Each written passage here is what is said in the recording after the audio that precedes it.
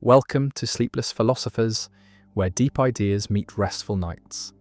If you enjoy these journeys through philosophy, please like and subscribe and turn on notifications for daily uploads. To support the channel, consider leaving a super thanks. Any amount helps us continue creating content. You can also become a member to request video topics. We're not monetized, so your support truly makes the difference. Now let the philosophy begin. The arrow paradox. Motion seems so simple, so obvious. An arrow flies through the air from bow to target, and no one doubts that it moves.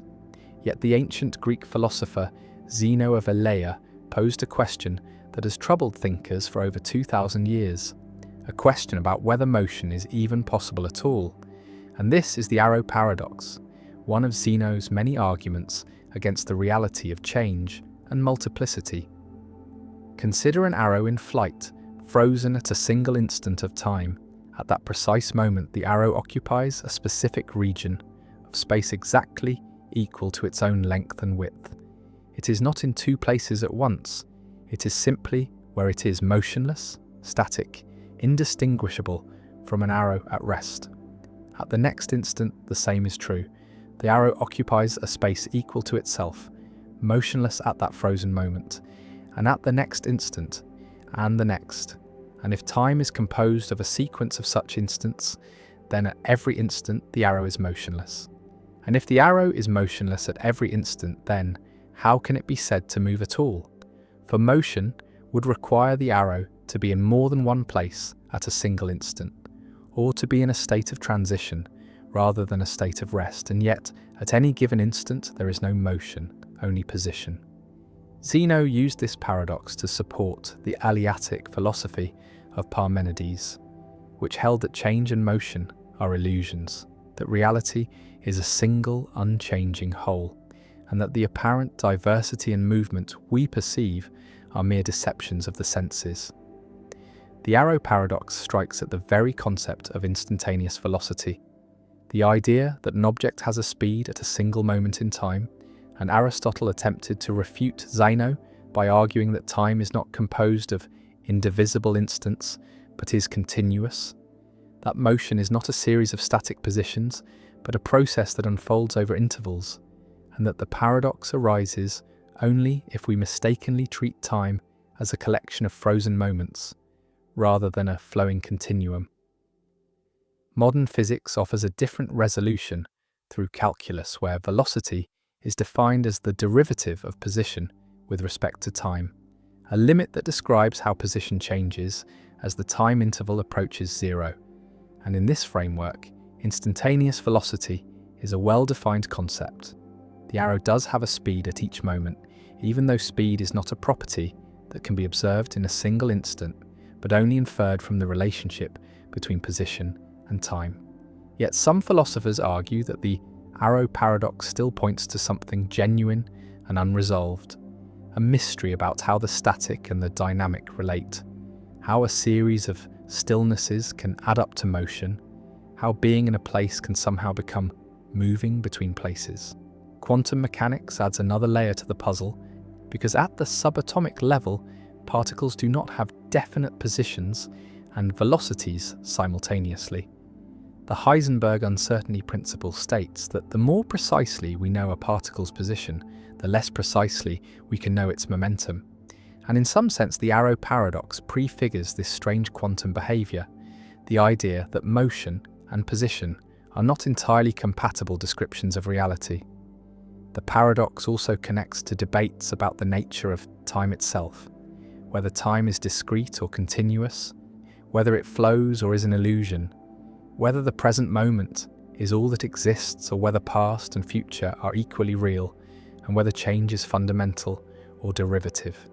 Zeno's arrow hangs suspended in thought, motionless at every instant, yet undeniably in flight, a puzzle that refuses to vanish despite millennia of analysis, a reminder that even the most basic experiences, the flight of an arrow, the passing of time, the reality of motion, rest on assumptions that can be questioned, that beneath the surface of the obvious lies a tangle of conceptual difficulties that no amount of mathematics or physics has entirely smoothed away, and the arrow flies still, or perhaps it never moved at all, frozen forever in the paradox that bears its name. The free rider problem: why nobody pays for what everyone wants.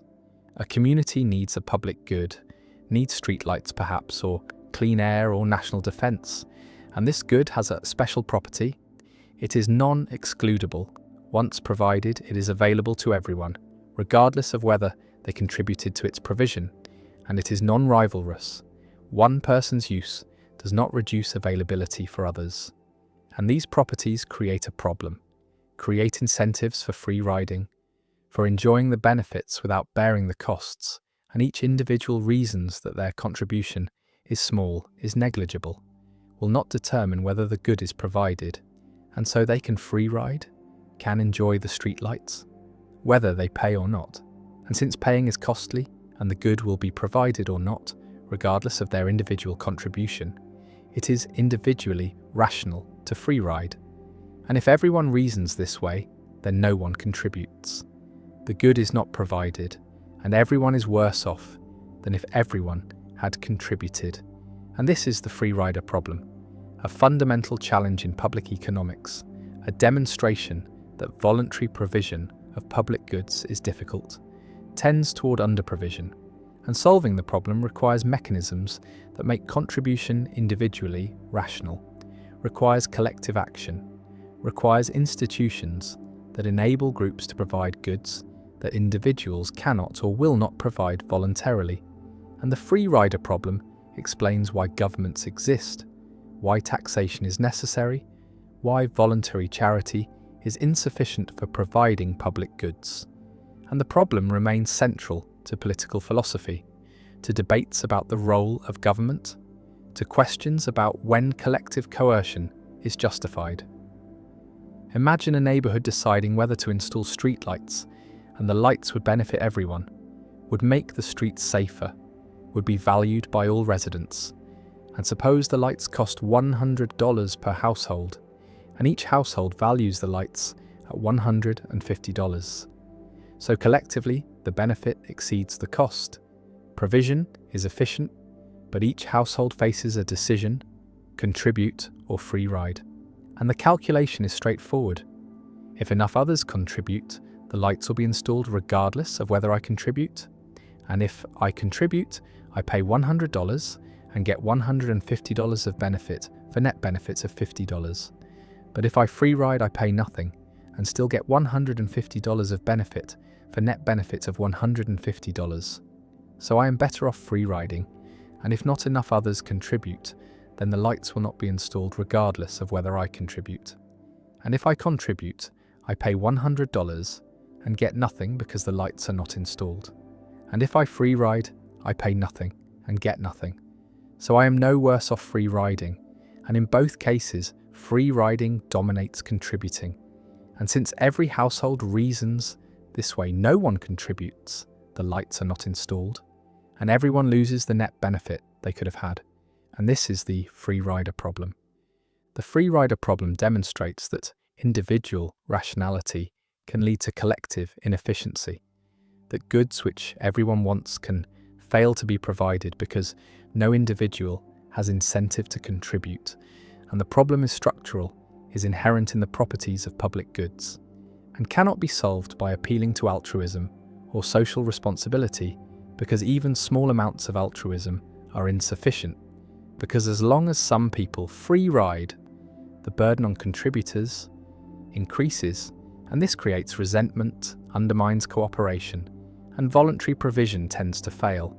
And the solution typically involves coercion, involves mandatory contributions through taxation, and governments exist partly to solve free rider problems, to provide public goods through collective funding, and taxation is justified on the grounds that it enables provision of goods that voluntary contribution cannot reliably provide. Visualize the free rider problem as a threshold public good, where the good is provided only if total contributions exceed some threshold, and individuals must decide whether to contribute without knowing whether others will contribute, and the dominant strategy is to free ride because your contribution is costly and makes little difference to whether the threshold is met, and everyone free rides. The threshold is not met. The good is not provided, and this shows why voluntary provision fails, why collective action problems arise, why coordination on contribution is difficult without institutional mechanisms.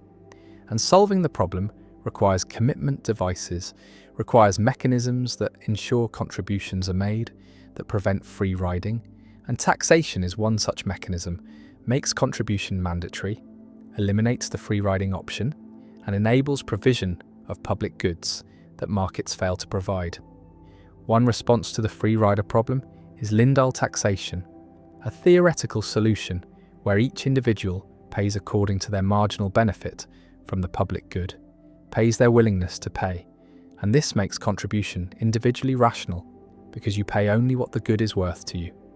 But Lindahl taxation faces practical problems, requires knowing each person's valuation, which people have incentive to misrepresent, have incentive to understate to reduce their tax burden, and the mechanism is not incentive compatible, is vulnerable to strategic behaviour, and cannot be implemented in practice.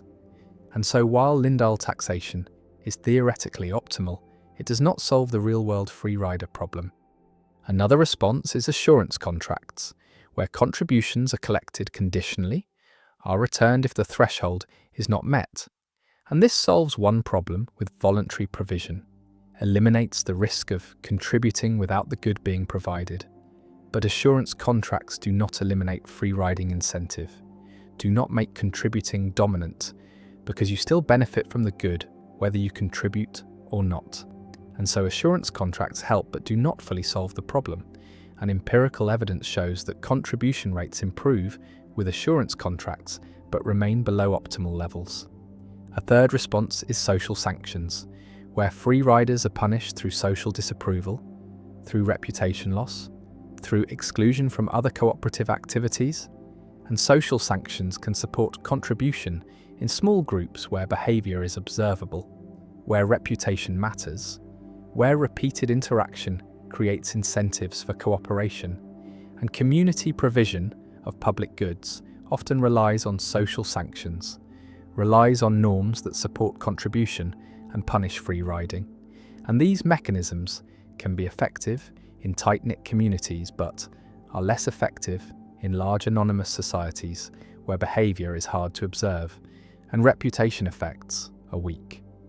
The free rider problem also appears in debates about international cooperation, about providing global public goods like climate stability, pandemic prevention, biodiversity preservation, and these goods are non-excludable and non-rivalrous at global scale, and nations face free rider incentives, benefit from the good whether they contribute or not. And this makes international cooperation difficult, makes agreements fragile, and nations have incentive to free ride, to benefit from others' contributions while minimizing their own. And solving global free rider problems requires international institutions, requires mechanisms for monitoring and enforcement, requires ways to make contribution individually rational for nations. And the difficulty of achieving such cooperation explains why global public goods are underprovided, why climate change proceeds despite universal acknowledgement of its dangers, why pandemic preparedness is inadequate despite obvious benefits.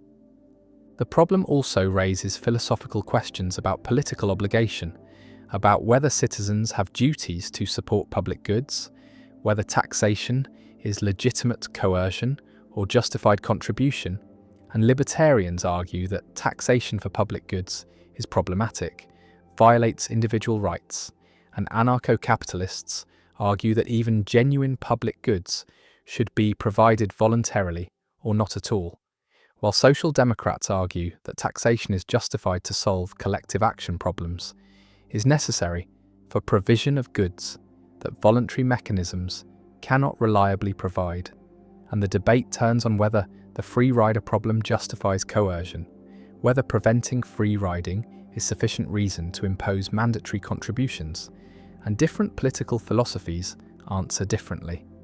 Some argue that the free rider problem is overstated, that voluntary provision is more successful than theory predicts, that people do contribute to public goods despite free rider incentives. And empirical evidence supports this, shows that people do contribute voluntarily to charities, to public radio, to open source software, and contribution rates exceed zero even when free riding is possible. And this suggests that people are not purely self-interested, have preferences for fairness, for contributing to collective goods, for avoiding being seen as free riders, and behavioural economics explains these patterns through social preferences, through conditional cooperation, through warm glow effects from giving, and while voluntary provision remains below optimal levels, it is not zero, and this shows that humans are more cooperative than pure economic theory predicts. But it does not eliminate the free rider problem, does not make voluntary provision reliably sufficient, and government provision remains necessary for most public goods. The streetlights remain dark, the clean air remains polluted, the defence remains unprovided, and everyone wishes for the public good, but no one contributes.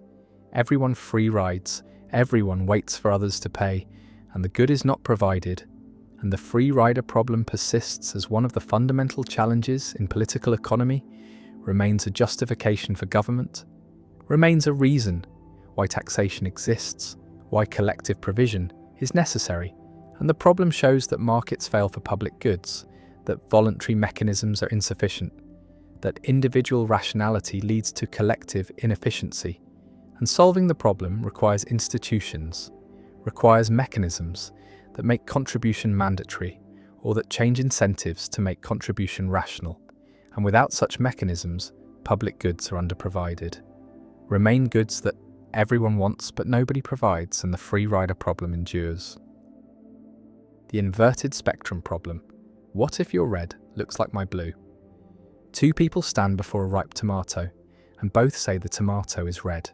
Both use the word correctly. Both learned colour terms in the same way, by being shown red objects and hearing the word red. And their colour vision is normal. Their eyes and brains function identically. And yet the question arises, do they see the same colour? Does the tomato produce the same subjective experience in both? Or could it be that what one person experiences as red, the other experiences as blue? That their colour experiences are inverted, their spectrums reversed, and yet because they learned language the same way, because red things produce the same relative patterns, they both call the same things red, and have no way of discovering that their experiences differ. And this is the inverted spectrum problem, a thought experiment that has troubled philosophers since Locke, a puzzle about whether subjective experiences are private, whether they could differ between people in ways that behavioural and physical evidence cannot detect, and whether such differences would matter, whether they would mean anything if they are undetectable in principle. Imagine spectrum inversion more precisely. Person A sees red things as having the experience that person B has when seeing blue things, and person A sees blue things as having the experience person B has when seeing red, and this inversion is systematic, extends across the entire spectrum. Green is inverted with purple, orange with indigo, and so on. And both people learned colour words by associating them with the experiences they actually have. So person A learned to call things red that produce the blue experience, and person B learned to call things red that produce the red experience, and their language use is identical, their behaviour indistinguishable, and the inversion is undetectable from the outside, cannot be discovered through any behavioural test, through any physical measurement, through any scientific investigation, because all the objective facts are the same, only the subjective experiences differ. The inverted spectrum problem raises questions about the privacy of qualia, about whether subjective experiences are essentially first personal, accessible only to the person having them, and if spectrum inversion is possible, then qualia are private, are not reducible to anything public or objective, because two people with inverted spectrums have different qualia despite having identical physical states and identical behaviours. And this challenges functionalism, challenges the view that mental states are defined by their functional roles, by their patterns of causes and effects, because inverted spectrums have the same functional roles, but different experiential qualities, and so functional role does not determine qualia, does not exhaust the nature of conscious experience. Visualize the problem as a question about the relationship between physical processes and subjective experience. The same physical processes, the same wavelengths of light, the same retinal responses, the same neural firings produce different experiences in inverted people, red experience versus blue experience. And this suggests that experience is not determined by physical processes alone, that there is something additional, something that could vary even when physical processes are fixed. And this something is what philosophers call qualia, the intrinsic experiential qualities of mental states. The what, it is likeness, and the inverted spectrum problem shows, or claims to show, that qualia are real, are distinct from physical and functional properties, are private and subjective. One response to the inverted spectrum problem denies that spectrum inversion is possible, argues that colour experiences are tied to their functional roles, to how they affect behaviour and other mental states, and systematic inversion would require inverting all these connections, would require changing not just colour experiences, but all the associations and reactions and emotions connected to colours. And once all these changes are made, the supposedly inverted person no longer has genuinely inverted experiences, but has the same experiences in a different functional network. And genuine inversion, preserving all functional roles while changing only qualia, is impossible, is incoherent, and the thought experiment fails because it describes an impossible scenario. Another response accepts that spectrum inversion is possible, but argues that it does not threaten functionalism or physicalism, because if inversion is undetectable in principle, then it is not a real difference, not a difference that matters, and science is concerned with objective differences, with differences that make a difference to behaviour or physical processes, and subjective differences that have no objective manifestation are not the kind of things science needs to explain, are not part of the natural world that science investigates. And so the inverted spectrum problem, even if it shows that qualia are private, does not show that they are non-physical, only that they are aspects of physical states that science does not need to characterize in its theories. A third response appeals to the ecological theory of perception, argues that colour experiences are not arbitrary inner states, but are shaped by the environment, by what colours signify, by their natural and biological meanings. And red looks the way it does because of its associations with blood, fire, ripe fruit, danger, and these associations are grounded in evolutionary history, in universal human experiences, and systematic inversion would disrupt these associations, would make red look restful and blue look alarming, and this would be detectable, would affect behaviour, and so genuine spectrum inversion, preserving all functional roles, including emotional and associative roles, is impossible. The inverted spectrum problem also connects to the problem of other minds, because if spectrum inversion is possible, then we cannot know what other people experience, cannot know whether their red is our red or our blue. And this creates a kind of skepticism, a recognition that subjective experience is essentially private, is not fully accessible to others, and while we can know what people say about their experiences, what behaviours they exhibit, we cannot know what they actually feel, what their experiences are like from the inside. And this privacy is both troubling and profound, suggests that each person's consciousness is a private world, knowable fully only to themselves. Some philosophers argue that the inverted spectrum problem trades on confusion about the nature of colour experience, that colours are not simple intrinsic qualities, but are defined by their relationships to other colours, to contexts, to perceptual constancies, and that inverting these relationships is not coherent, not a genuine possibility. and that the thought experiment misleads us by treating colours as if they were simple atoms of experience that could be swapped without affecting anything else, when in fact colour experience is holistic, is embedded in networks of perception and cognition, and cannot be varied independently. Others embrace the inverted spectrum problem, argue that it reveals important truths about consciousness, that qualia are real, are private, are not reducible to functional or physical properties, and that any theory of consciousness must accommodate this, must allow for the possibility that physically and functionally identical beings could differ in their subjective experiences. And this supports property dualism, supports the view that phenomenal properties are additional to physical properties, are aspects of reality that physical science cannot capture.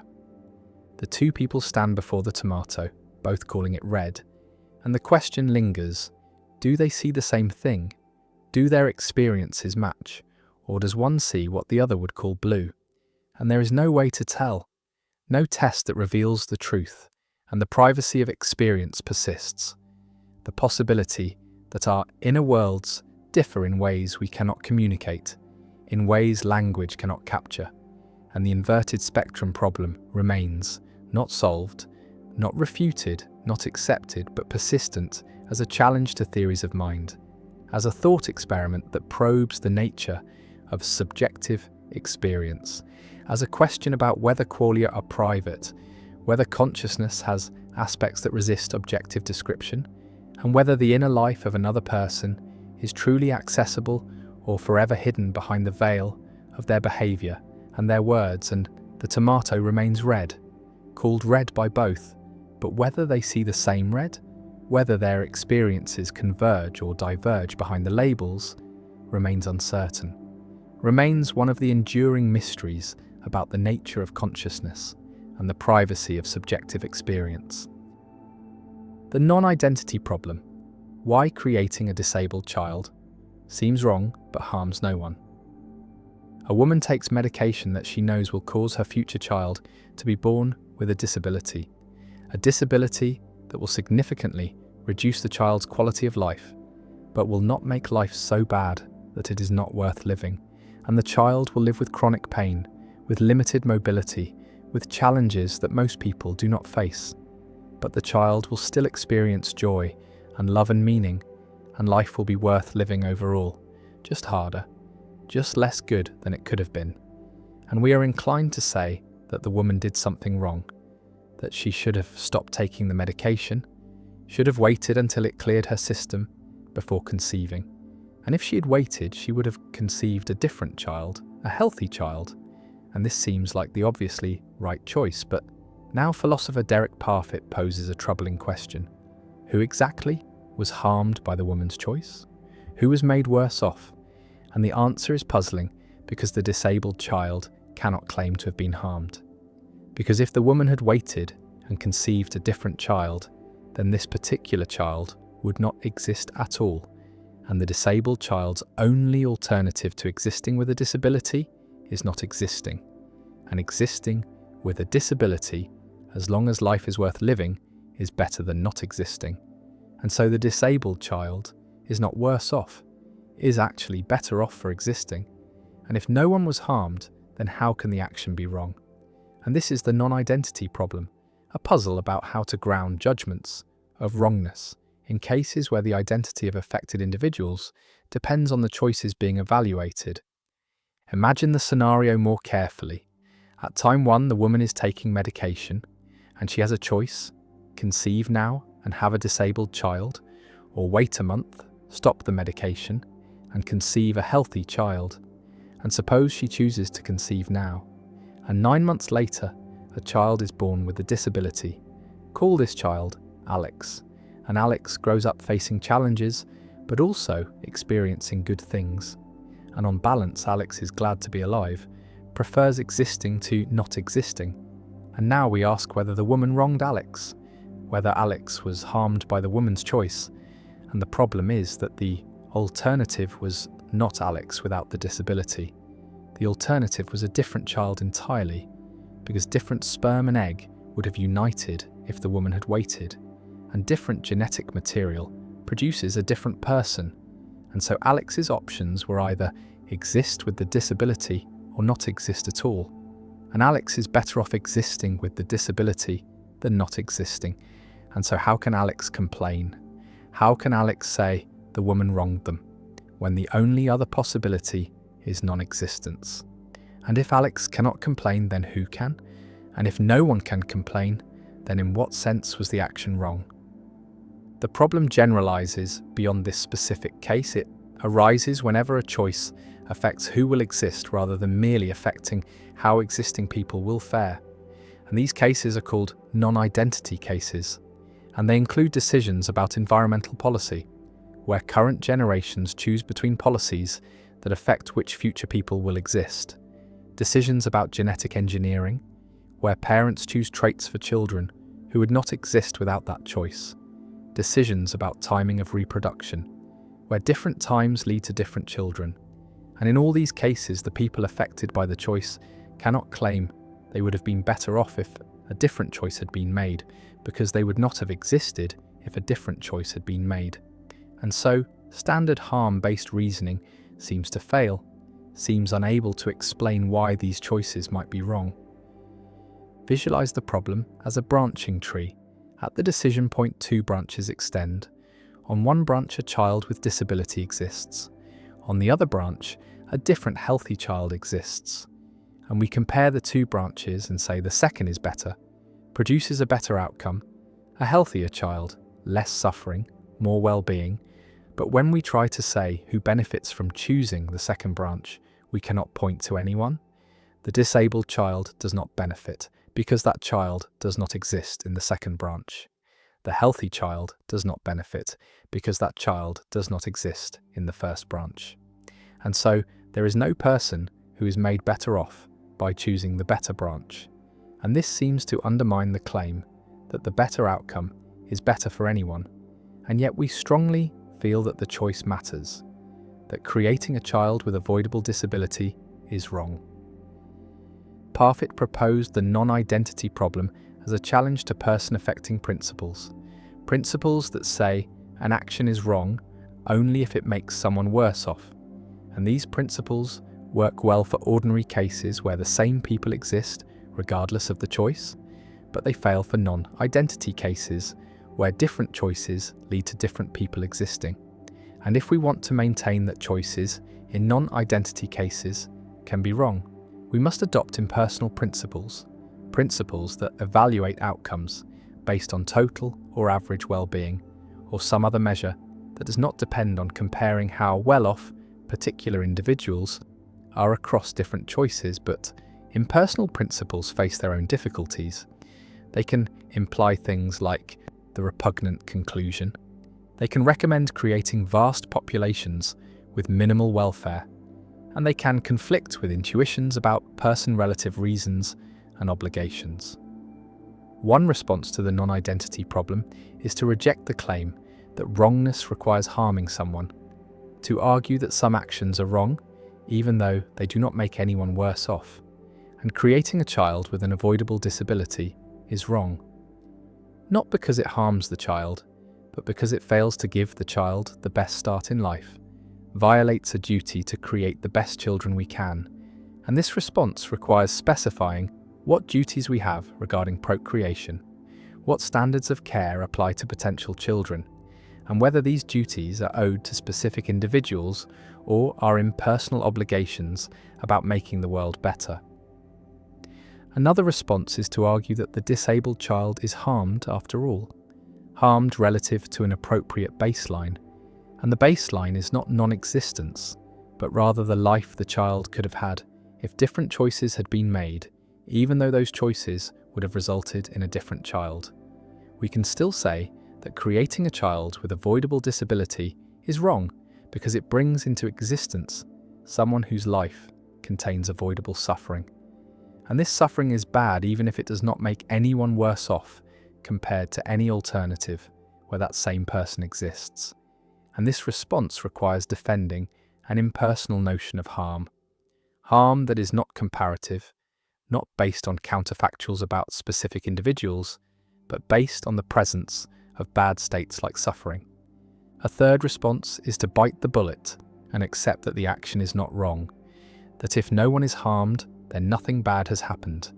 And this response embraces person-affecting principles and accepts their implications even in non-identity cases, admits that we cannot say the woman wronged the disabled child, cannot say she should have waited, and while this seems counterintuitive, perhaps our intuitions are wrong, perhaps we are confused about non-identity cases, and the theoretical clarity of person-affecting principles outweighs the cost of accepting counterintuitive conclusions.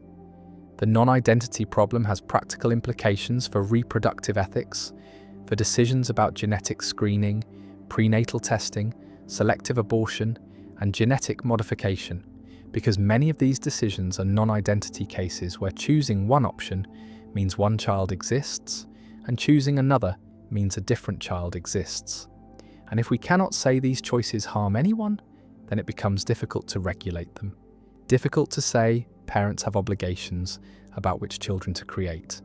And yet most people feel strongly that some procreative choices are wrong, that parents should not knowingly create children with serious avoidable disabilities, that we have reasons to prefer healthy children, and these feelings need grounding, need principles that explain why these choices matter, even though no particular person is made worse off.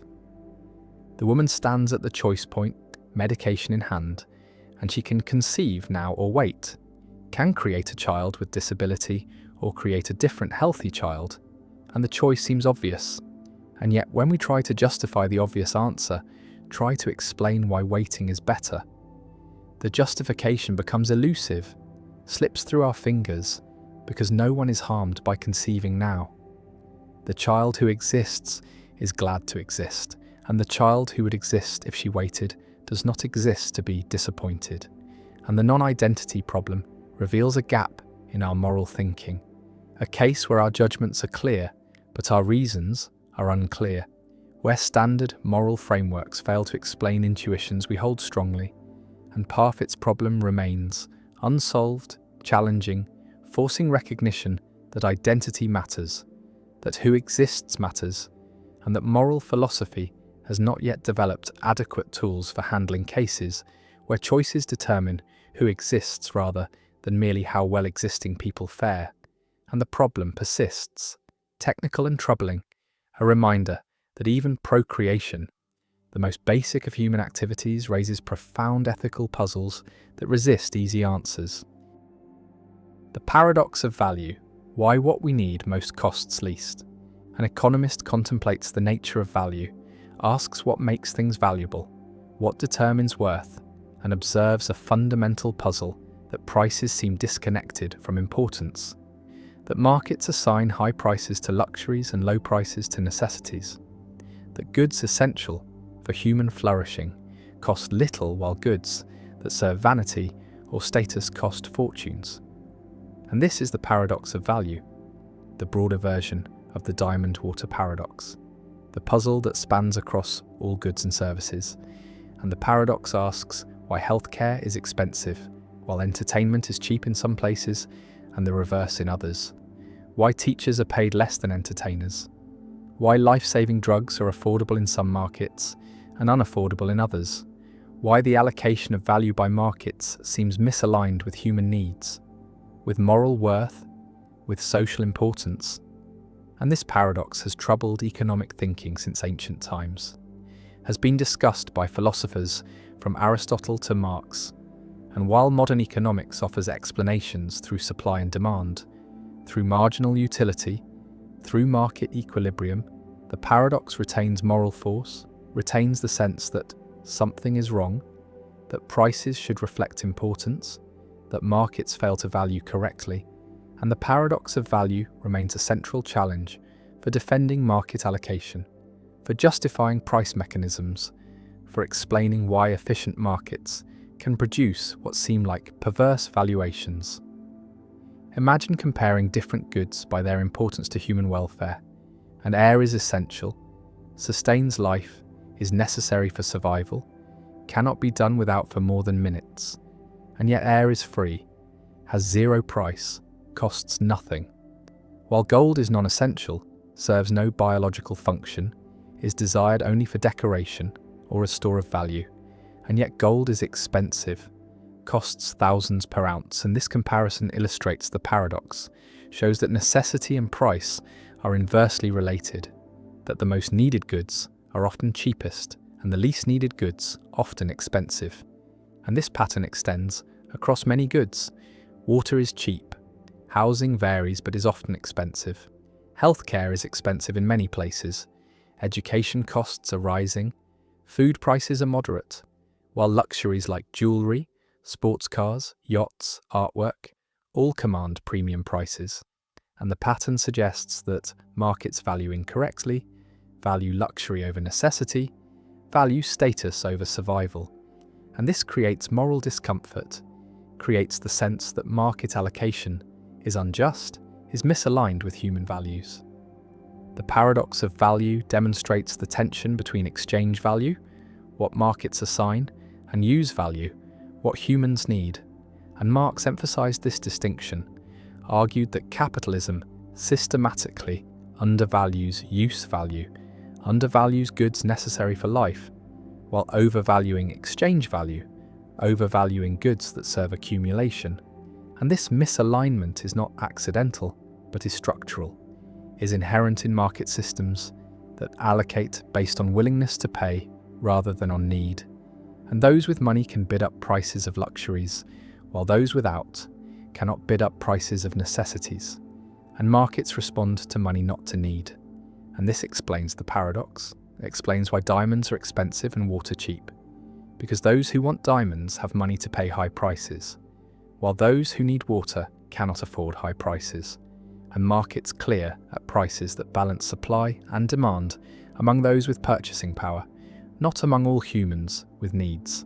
Visualize the paradox as revealing different concepts of value: economic value, defined by market prices determined by supply and demand, and purchasing power, and moral or social value, defined by importance to human welfare, determined by needs and flourishing. And these two concepts diverge, are not aligned. And economic value is amoral, is neutral about what should be valued, reflects only what is valued by those with money to spend, while moral value judges that some goods are more important than others, that necessities matter more than luxuries, that human needs should be prioritized. And the paradox is the gap between these concepts, is the recognition that markets do not track moral value, do not allocate according to importance. And this gap creates the sense that markets are unjust, are inadequate for distributing goods that matter most.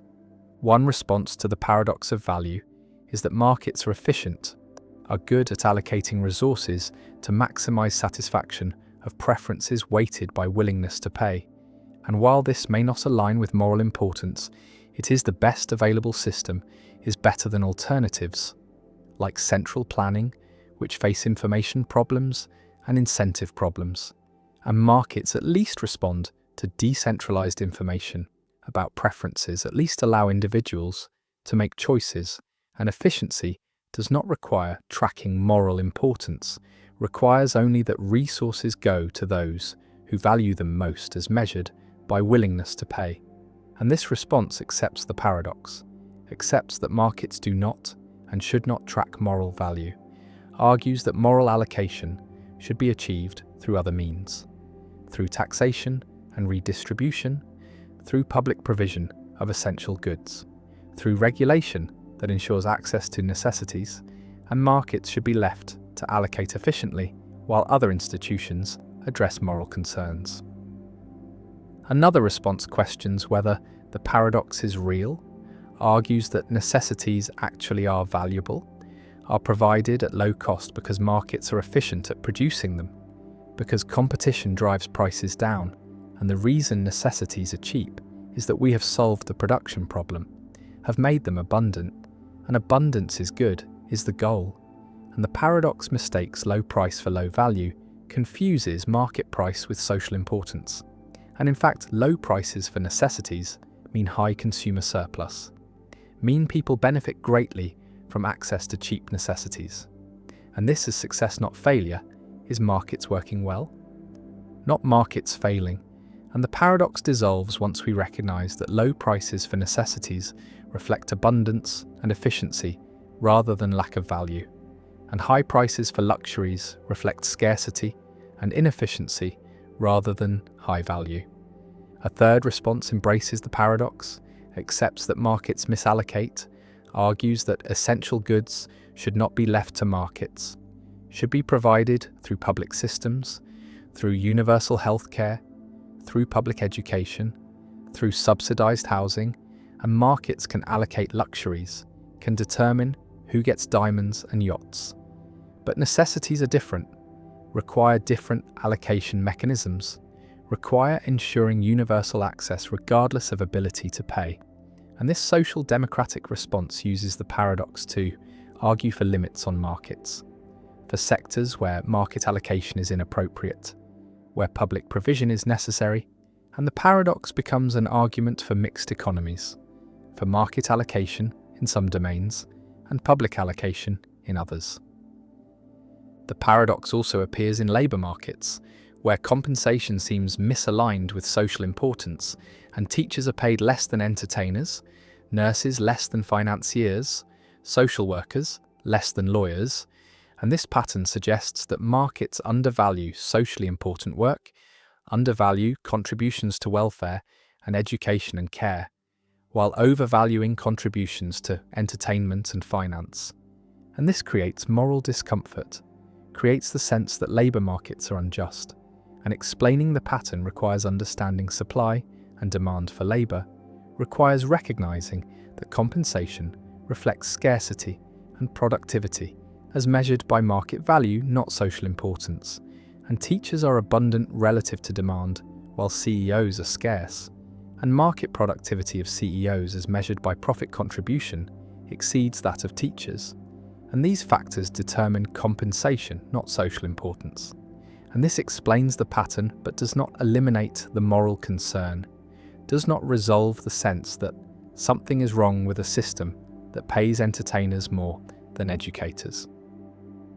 Some argue that the paradox of value reveals limits of price as measure of value, reveals that not everything important can be priced, that some goods resist commodification, that markets are appropriate for some goods and inappropriate for others, and market prices are useful for allocating produced commodities but are inadequate for allocating access to health, education, safety, justice, and these latter goods require different allocation mechanisms, require treating them as rights or entitlements rather than as commodities to be purchased.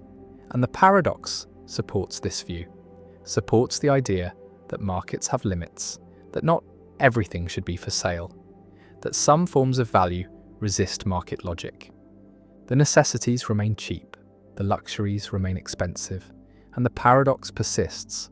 Prices diverge from importance, exchange value diverges from use value, markets allocate without regard to need, and the pattern continues, and the paradox of value endures as a permanent feature of market systems, endures as a moral challenge to market allocation, and resolving the tension requires either accepting that markets are amoral, are efficient but not just, and supplementing markets with institutions that ensure access to necessities, or rejecting markets for essential goods, replacing market allocation with public provision.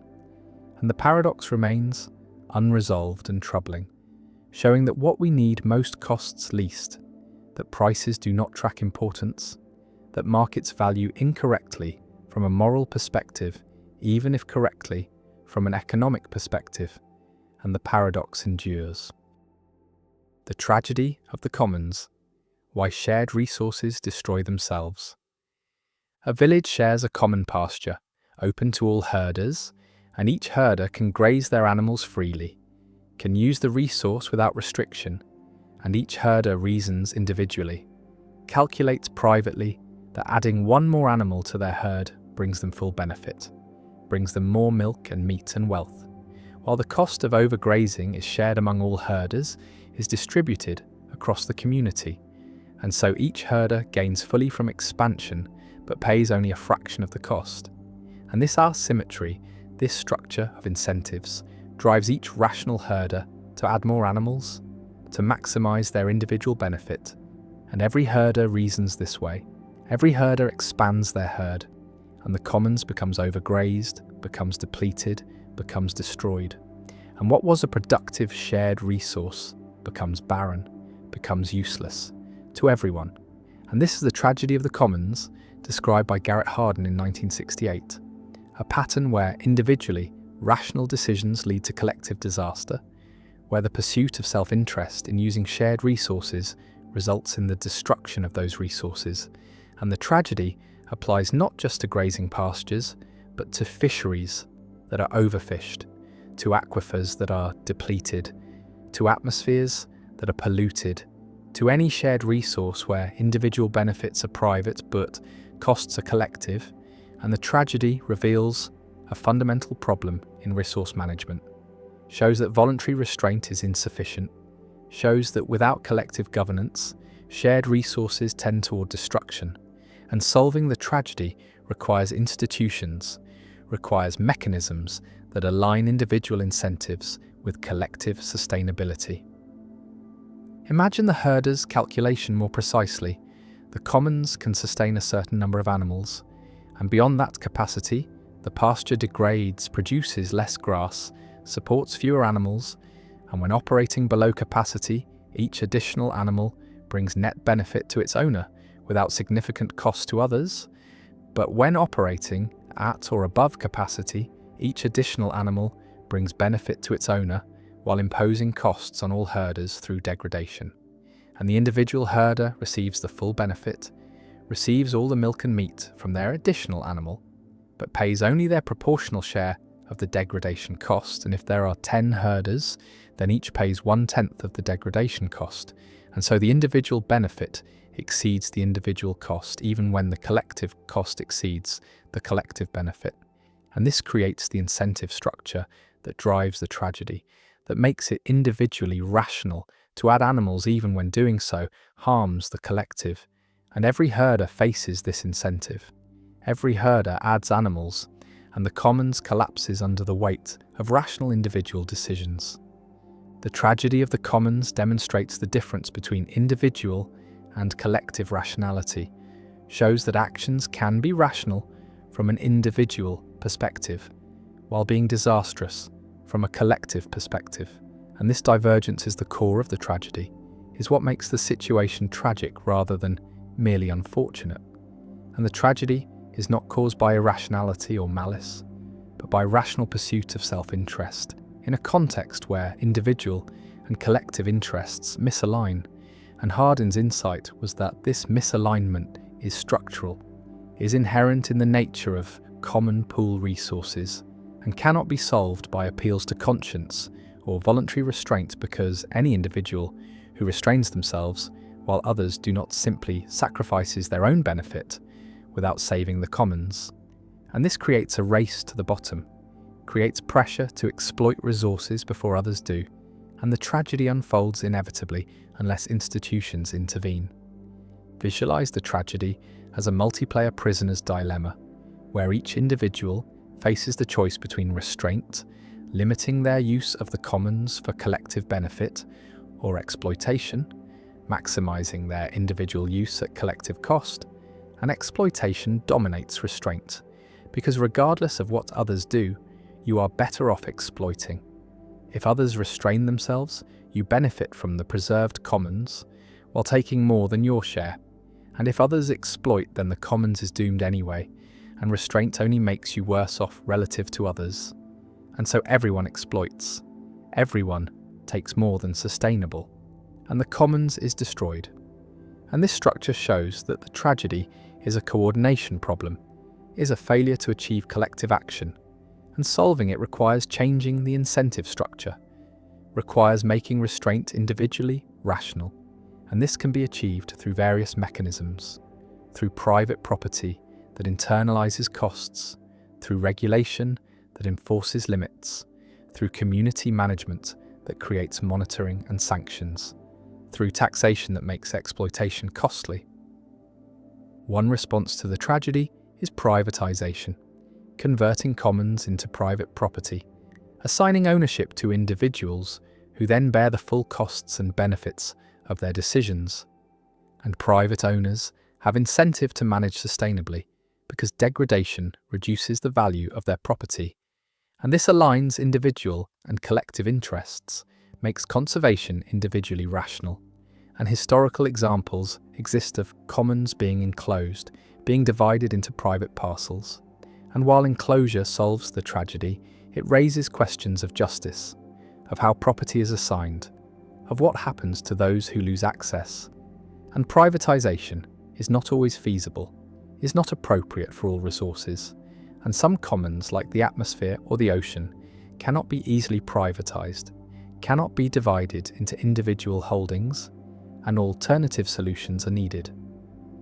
Another response is regulation, government intervention that imposes limits on use, that enforces sustainable practices through monitoring and penalties, and regulation can solve the tragedy by making exploitation illegal, by removing the incentive to overuse, and examples include fishing quotas, emission limits, grazing restrictions, and regulations can be effective when enforcement is strong, when violations are detected and punished, but regulation faces challenges, requires accurate information about sustainable use levels, requires political will to enforce, requires resistance to lobbying from those who benefit from exploitation, and regulations can be captured, can be weakened or undermined, and the tragedy can re-emerge if enforcement fails.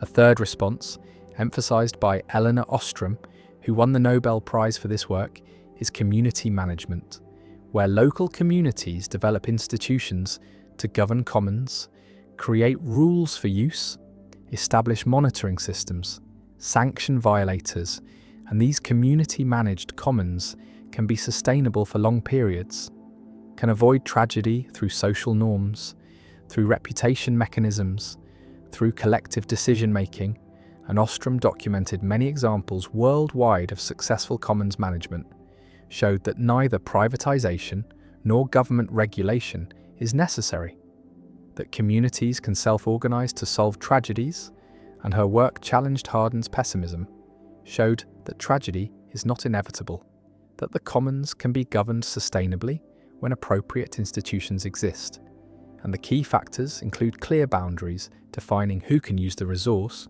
rules matched to local conditions, participation in rule-making by those affected, monitoring by accountable monitors, graduated sanctions for violations, conflict resolution mechanisms, and recognition of rights to organize by external authorities. The tragedy also applies to global commons, to resources that transcend local or national boundaries. And climate change is the paradigmatic example. The atmosphere is a global commons, and each nation benefits from emitting greenhouse gases, benefits from economic activity that produces emissions, while the costs of climate change are distributed globally, are borne by all nations. And this creates the tragedy structure, makes it individually rational for each nation to emit even when collective emissions drive catastrophic change. And solving this global tragedy requires international cooperation, requires agreements that bind nations to reduce emissions, requires mechanisms for enforcement and monitoring, and achieving such cooperation is extraordinarily difficult, requires overcoming free rider problems, requires building trust among nations with divergent interests, and the failure to adequately address climate change demonstrates the difficulty of solving tragedies at global scale, shows that the larger the commons and the more diverse the users, the harder it is to achieve collective governance. The tragedy also has temporal dimensions, affects intergenerational equity, because current overuse depletes resources for future generations, and future people cannot participate in current decisions, cannot bargain or negotiate, cannot protect their interests. And this creates an asymmetry where present benefits come at future costs, and market mechanisms and democratic processes are biased toward the present, give insufficient weight to future generations. And avoiding intergenerational tragedy requires institutional commitment to sustainability, requires valuing future welfare, requires resisting the temptation to consume resources now at the expense of those not yet born, and this is perhaps the deepest tragedy, that future people cannot defend themselves against present exploitation.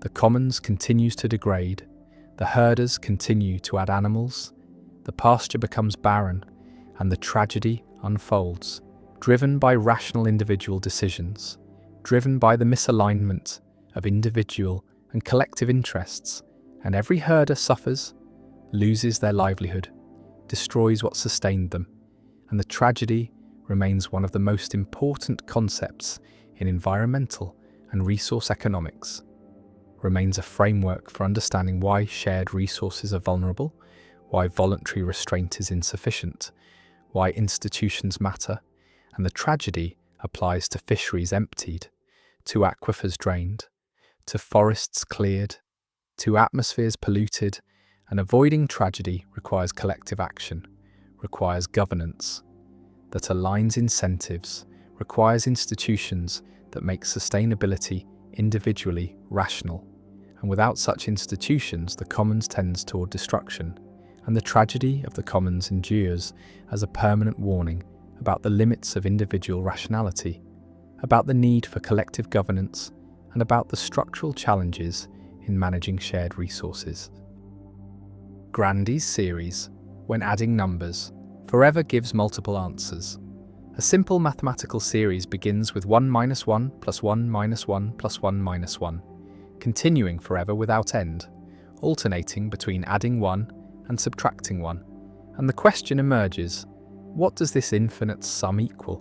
What value does it approach as more and more terms are added? And the paradox is that different methods of calculation give different answers, each seemingly valid, each following mathematical rules, yet reaching contradictory conclusions. And this is Grandy's series, named after the Italian mathematician Guido Grandi, who studied it in the early 18th century.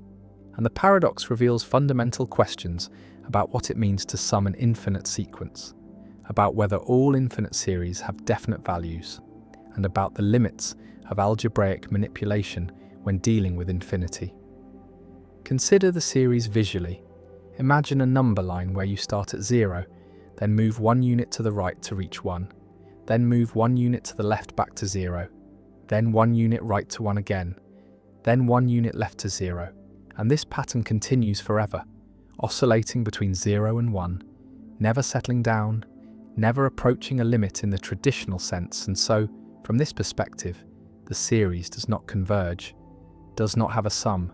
The partial sums bounce between 0 and 1 eternally and never stabilize. But now consider a different approach.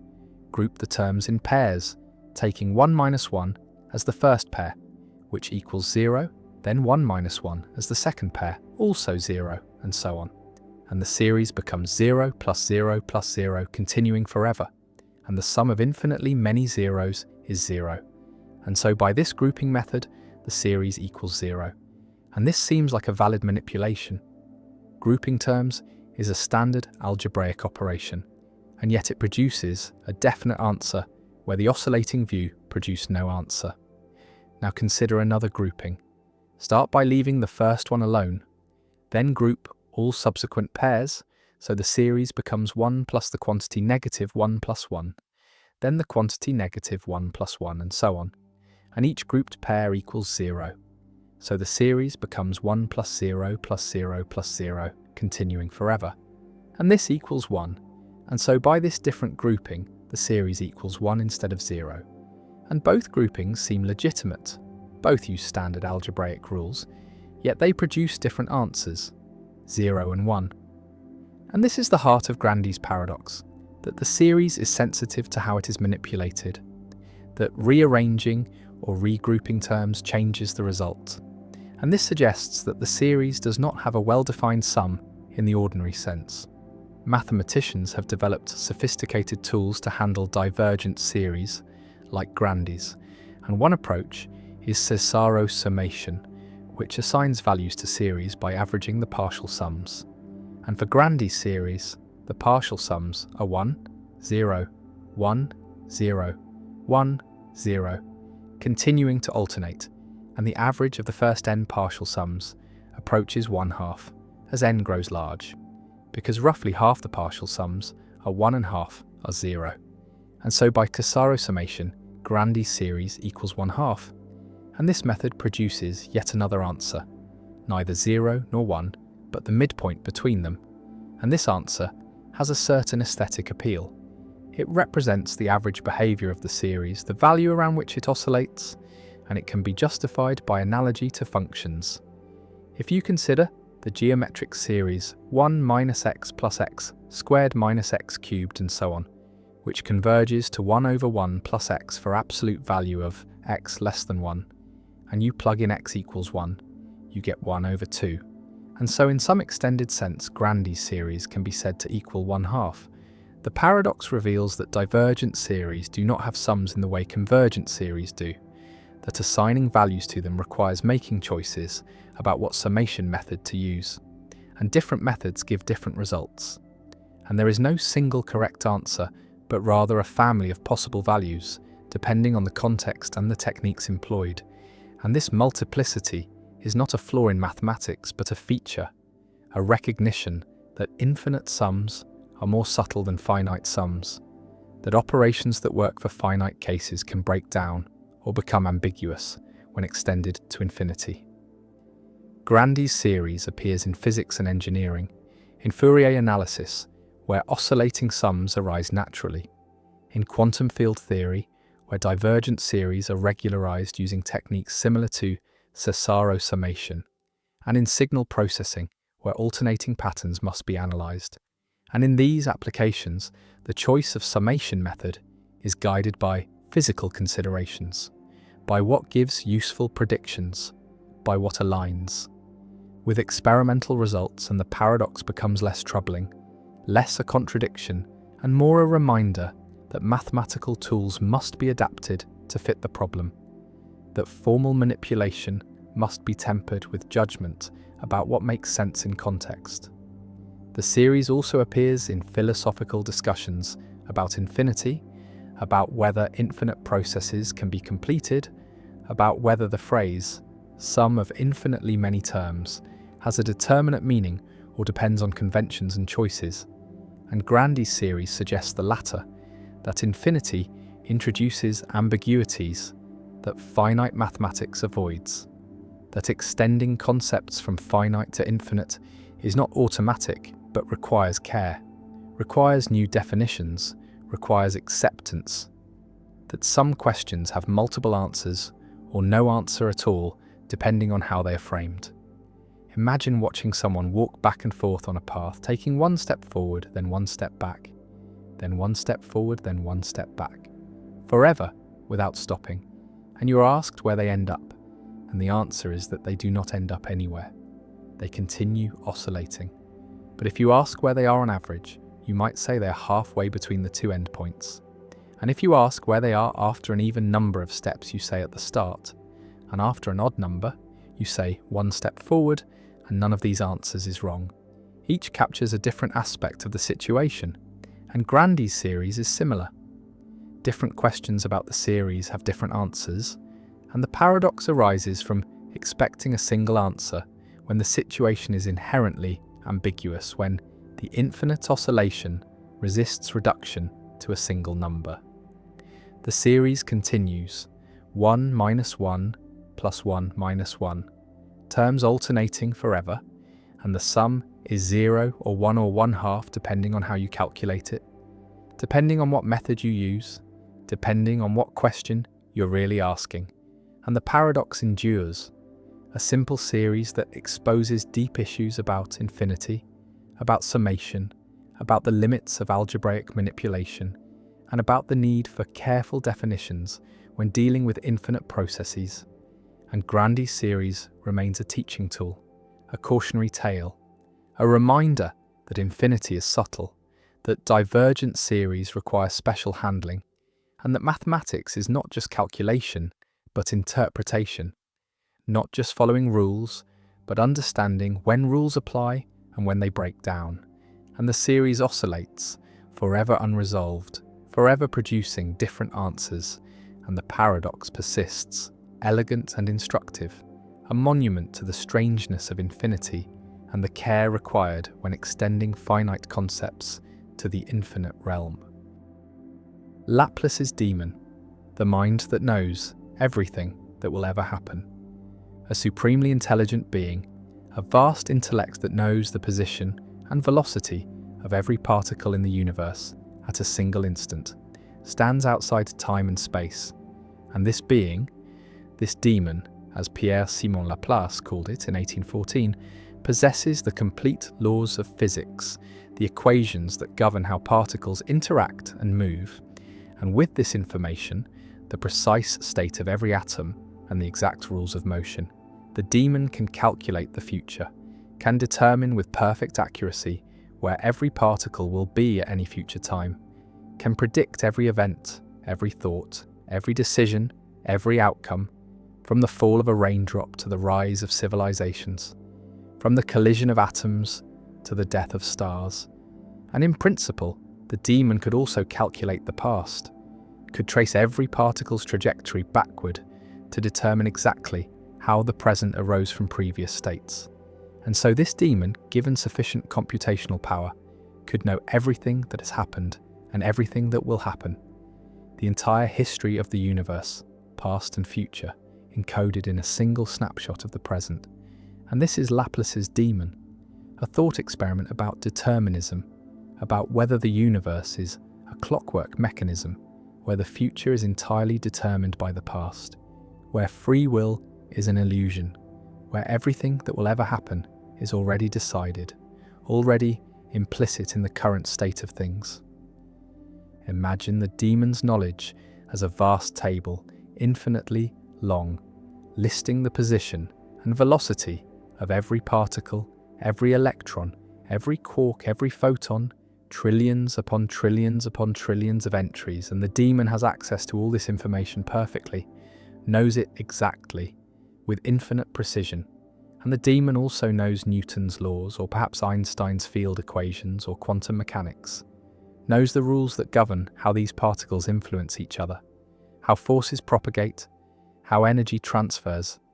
And with this knowledge, the demon can simulate the universe, can run the equations forward in time, calculating step by step how the particles will move, how they will collide and interact, and the simulation produces a prediction, a complete specification of the universe at every future moment.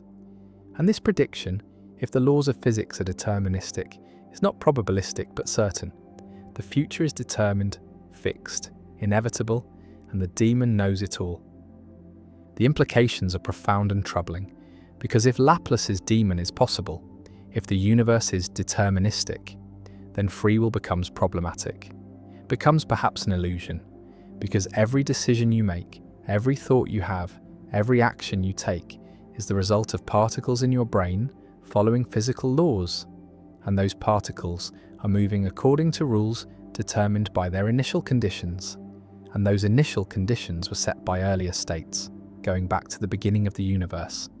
And so your choices are not free but predetermined, decided billions of years ago when the universe began, and you are not an agent but an automaton, a complex machine that operates according to fixed rules.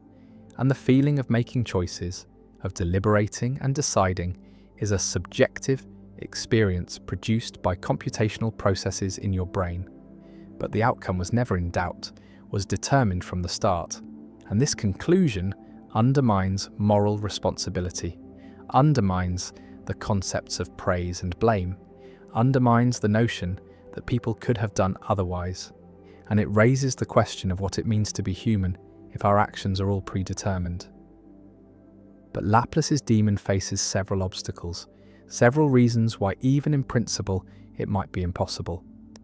The first obstacle is quantum mechanics, which was unknown in Laplace's time, but is now recognized as fundamental to physics, and quantum mechanics is probabilistic, not deterministic. The Heisenberg uncertainty principle states that we cannot know both the position and velocity of a particle with perfect precision. There is an irreducible indeterminacy, a fundamental limit on what can be known, and when we measure a quantum system, the outcome is random, governed by probabilities but not determined. And so Laplace's demon cannot have the precise initial conditions it needs, cannot know the exact state of the universe, and even if it could, the laws of quantum mechanics only predict probabilities for future events, not certainties. And so the future is genuinely open, not determined, and Laplace's demon is impossible. The second obstacle is chaos sensitivity to initial conditions, where tiny unmeasurable differences in starting states lead to vastly different outcomes over time. Weather systems, planetary orbits, fluid flows, all exhibit chaotic behavior, where prediction becomes impossible beyond a certain time horizon, because errors in measurement, no matter how small, grow exponentially and eventually dominate.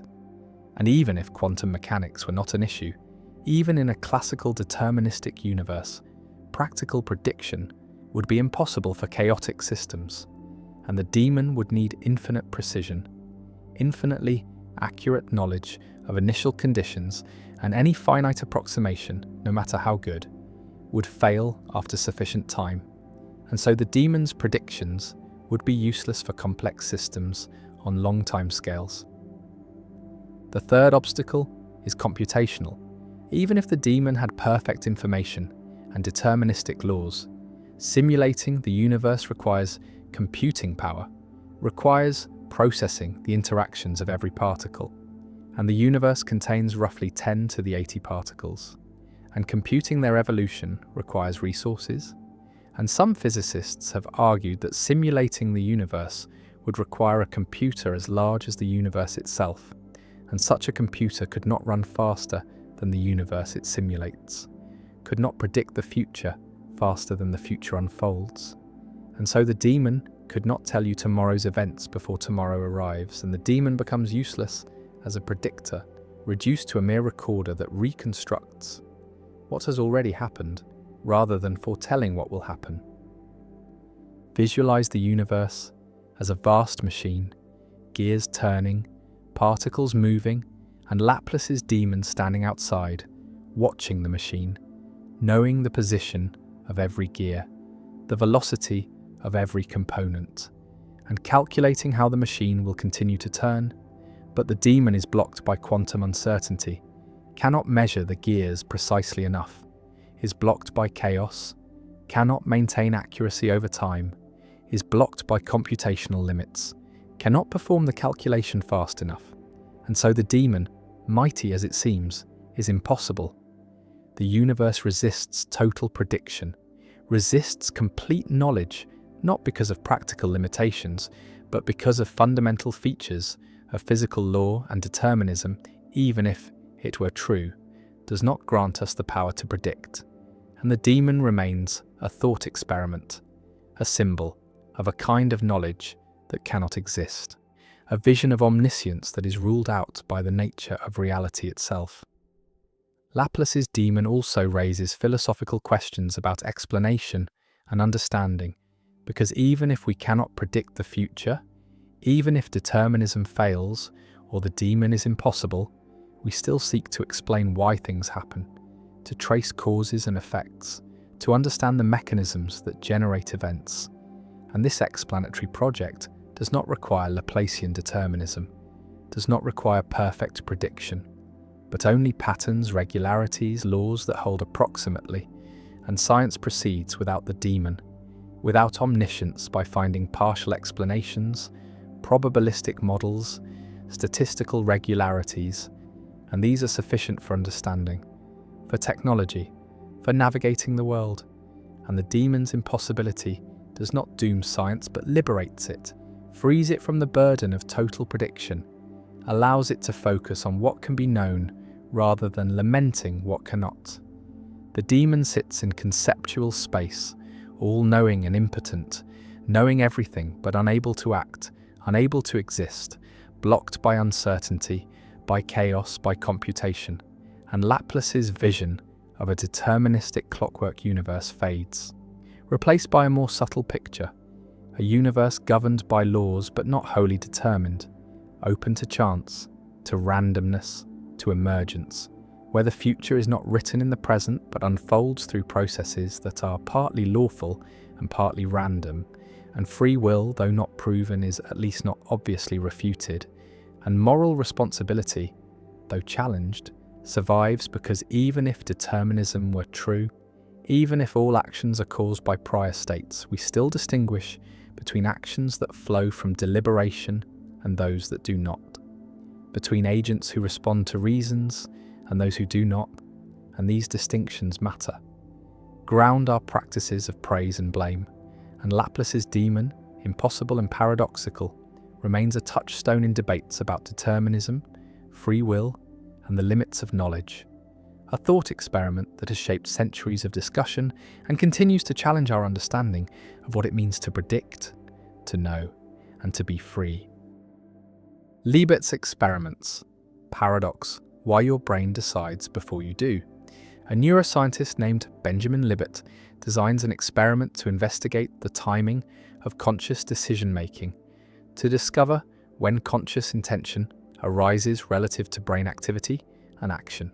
And subjects sit before a screen with a moving dot like a clock hand, and they are instructed to flex their wrist whenever they feel like it, spontaneously, without planning in advance, and while they watch the screen, they note the position of the dot when they first become aware of the intention to move, when they first consciously decide to flex.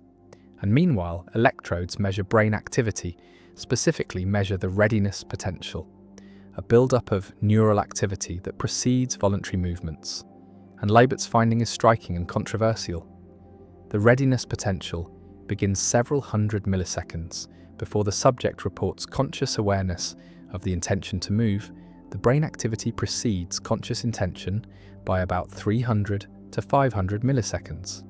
And this seems to show that the brain decides to move before consciousness decides. That unconscious neural processes initiate the action, and conscious intention is a kind of afterthought, an epiphenomenon, something that arises after the decision has already been made at the unconscious level. And this finding appears to challenge free will, appears to show that conscious decisions do not cause actions but merely accompany them or follow them. And this is Libet's experiment's paradox, the discovery that our conscious intentions come too late to cause our actions, come after the brain has already committed to acting.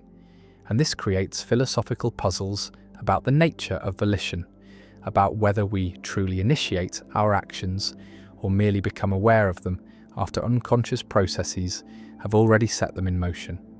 Imagine the subject in Libet's experiment, watching the dot move around the screen, waiting for the urge to flex their wrist, and suddenly they feel the intention.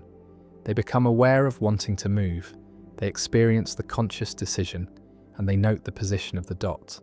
And a moment later, their wrist flexes, and this sequence feels like the intention caused the movement, feels like they decided consciously and then acted. But the brain recordings tell a different story, show that neural activity associated with the movement began several hundred milliseconds before the conscious intention that the brain was preparing to move, before consciousness knew about it. And this temporal order suggests that consciousness does not initiate action, but only monitors it, only becomes aware of decisions that have already been made unconsciously. And if this is correct, then conscious free will is an illusion, is a feeling that arises after the fact, after unconscious processes have already determined what will happen.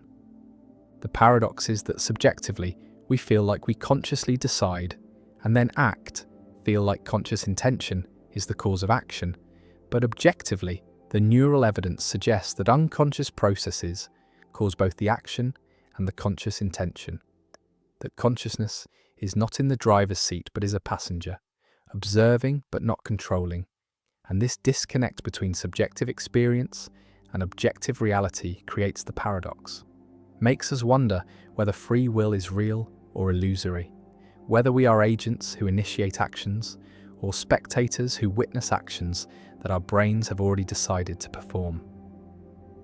Visualize the timeline. At time 0, the readiness potential begins. Unconscious neural activity starts building up. At time 300 milliseconds, the subject becomes consciously aware of the intention to move, At time 500 milliseconds, the movement occurs. And the critical question is what causes what? Does the conscious intention at 300 milliseconds cause the movement at 500? Or does the unconscious readiness potential at time 0 cause both the conscious intention and the movement? And Libet's data suggests the latter, suggests that unconscious brain activity is the real cause, is the initiator, and conscious intention is just another effect, another consequence of the unconscious process. And if this is right, then conscious will is causally inert, does not actually produce behavior, is epiphenomenal. Many philosophers and scientists have challenged Libet's interpretation. One response questions the measurement of conscious intention, argues that asking subjects to note when they became aware of intending is asking them to introspect a process that might not be accessible to introspection, and the reported time of intention might be inaccurate, might be systematically delayed, and subjects might become aware of intending earlier than they report, perhaps at the same time as the readiness potential begins. And if conscious awareness actually coincides with the readiness potential, then there is no paradox. Consciousness is part of the initiating process, not an afterthought.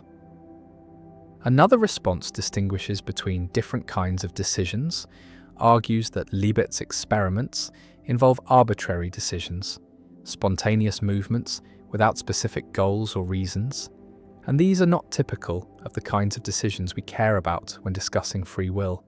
And meaningful choices, choices based on deliberation and reasons, might involve different neural processes, might involve consciousness more centrally. And Libet's findings about arbitrary wrist flexions do not generalize to all decisions, do not show that conscious deliberation is always epiphenomenal, and free will might be preserved for rational choices even if spontaneous impulses are unconsciously initiated. A third response questions the interpretation of the readiness potential, argues that early neural activity does not necessarily represent a decision or commitment to act, but might represent preparation, might be part of the process of forming an intention rather than being the cause of intention, and consciousness might be involved throughout this process. And the readiness potential and conscious intention might be parts of a single, integrated process rather than separate causes. And Libet's interpretation assumes too sharp a separation between unconscious and conscious processes, treats them as competing causes when they might be cooperative aspects of a single decision-making system. Some philosophers embrace Libet's findings, argue that they confirm what we should have known all along, that consciousness does not have magical causal powers, that all mental processes are brain processes, and brain processes are physical processes that operate according to causal laws, and conscious states are aspects of brain states, not separate entities that somehow reach into the physical world to cause behavior.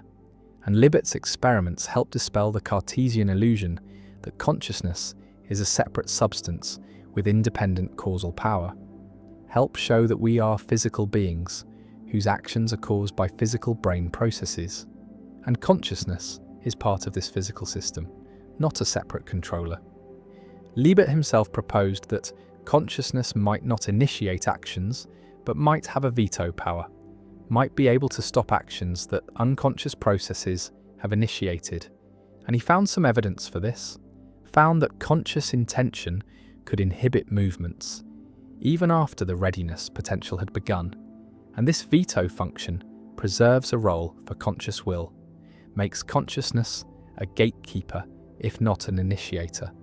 And this preserves some form of free will, free won't rather than free will, the ability to consciously inhibit unconsciously initiated impulses. The experiments have been repeated and refined by many researchers, with various results, some confirming Libet's findings and others qualifying them, showing that the relationship between brain activity, conscious awareness, and action is more complex than Libet's original interpretation suggested, and the debate continues with no consensus about what the experiments show about free will, about whether they undermine it or are compatible with it. And the paradox persists as a live issue in neuroscience and philosophy. The subject flexes their wrist, notes the time of intention, and the electrodes record the readiness potential, and the timing reveals that brain activity preceded awareness. And the question remains what this means for free will, whether it shows that consciousness is epiphenomenal, that we do not truly initiate our actions, or whether the interpretation is wrong, whether consciousness is involved earlier than subjects report, or whether the experiments test the wrong kinds of decisions. And Liebert's paradox endures as one of the most discussed and controversial findings in the neuroscience of volition, a set of experiments that appears to show that free will is an illusion, that our conscious sense of agency is a feeling that arises after decisions have already been made, and whether this appearance is accurate, whether the paradox is real or illusory, remains one of the most important questions at the intersection of neuroscience and philosophy. And the readiness potential builds, and consciousness awakens, and action follows, and the temporal order creates the paradox, and the debate continues. The Allais paradox. Maurice Allais, a French economist and Nobel laureate, presented a pair of choices in 1953 that revealed a systematic pattern of preferences violating the independence axiom of expected utility theory, and this became known as the Allais paradox, one of the most influential demonstrations that human decision-making deviates from the prescriptions of standard rational choice theory. And the paradox shows that people's preferences can be influenced by irrelevant alternatives, by outcomes that occur in both options and should therefore cancel out, yet somehow affect which option is chosen. The first choice involves two lotteries. Lottery A offers a certain gain of $1 million, while Lottery B offers a 10% chance of winning $5 million, an 89% chance of winning $1 million, and a 1% chance of winning nothing. And when faced with this choice, most people prefer Lottery A, the certain million, preferring the sure thing to the gamble, even though the gamble has a higher expected value. And this preference reflects risk aversion, a common and generally accepted feature of human decision-making. The second choice involves two different lotteries. Lottery C offers an 11% chance of winning $1 million and an 89% chance of winning nothing, while Lottery D offers a 10% chance of winning $5 million and a 90% chance of winning nothing.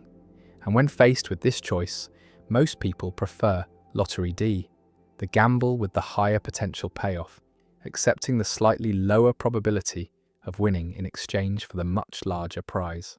The paradox emerges when these two preference patterns are analysed together, because the independence axiom of expected utility theory requires that if Lottery A is preferred to Lottery B, then Lottery C should be preferred to Lottery D. And the reason is that Lotteries A and B differ from Lotteries C and D only in that there is an 89% chance in both A and B of receiving $1 million, and in both C and D this 89% outcome is replaced with winning nothing, and this replacement should affect both lotteries equally, should not change the preference order, because the independence axiom says that preferences between lotteries should depend only on outcomes where the lotteries differ, not on outcomes that are the same in both. And the 89% probability mass is shifted in the same way for both pairs, and so if you prefer A to B, you should also prefer C to D. And if you prefer D to C, you should also prefer B to A. The typical pattern of preferences, A over B and D over C, cannot be represented by any utility function satisfying the expected utility axioms. And so the Allais paradox demonstrates that people systematically violate the independence axiom, that their preferences are sensitive to common outcomes in ways that expected utility theory does not permit. And this violation is robust, appearing in experiments with diverse populations, with real monetary stakes, with careful experimental design, and the paradox cannot be dismissed as error or confusion, but represents a genuine feature of human decision-making. The paradox has inspired alternative theories that can accommodate the observed preferences, including prospect theory, developed by Daniel Kahneman and Amos Tversky, which modifies expected utility theory by introducing reference points, by treating gains and losses differently, by allowing for probability weighting where people overweight small probabilities and underweight large probabilities. And these modifications can explain the Allais preferences, because in the first choice, the certainty of $1 million receives extra weight, making Lottery A more attractive, while in the second choice the small probabilities are overweighted, making the 10% chance of 5 million in Lottery D seem more appealing than the 11% chance of 1 million in Lottery C. Other theories include regret theory, where people anticipate the regret they would feel if they made the wrong choice. And this anticipated regret influences preferences in ways that violate independence, because the certain million in Lottery A avoids the regret of choosing the gamble and losing everything, while the choices between C and D do not have this asymmetry. And rank-dependent utility theory, which generalizes expected utility by allowing the utility of lotteries to depend not just on outcomes and probabilities, but on the rank ordering of outcomes, and this allows for preferences that violate independence while maintaining other desirable properties. The Allais paradox raises normative questions about rationality. Some argue that the independence axiom is a fundamental requirement of rational choice, that violating it leads to incoherence, to preferences that can be exploited through Dutch books or money pumps, to decision-making that is systematically suboptimal, and that people who exhibit Allais preferences are making mistakes and should revise their preferences to conform to expected utility theory. While others argue that the independence axiom, while mathematically convenient, is not a necessary condition for rationality, that it does not capture important aspects of how people value uncertain prospects, that preferences like those in the Allais paradox reflect legitimate concerns about certainty, regret, and the context of choice, and that we should revise our normative theories to accommodate these preferences rather than dismissing them as irrational. The paradox also has practical implications for economics and policy, because if people systematically violate independence, then markets may not function as standard theory predicts. Risk preferences may be context-dependent. Insurance and investment decisions may be influenced by framing effects, and policies designed to maximize expected utility may not align with what people actually prefer. And understanding these deviations from expected utility helps explain phenomena like the equity premium puzzle, the disposition effect, and other anomalies in financial markets and economic behavior.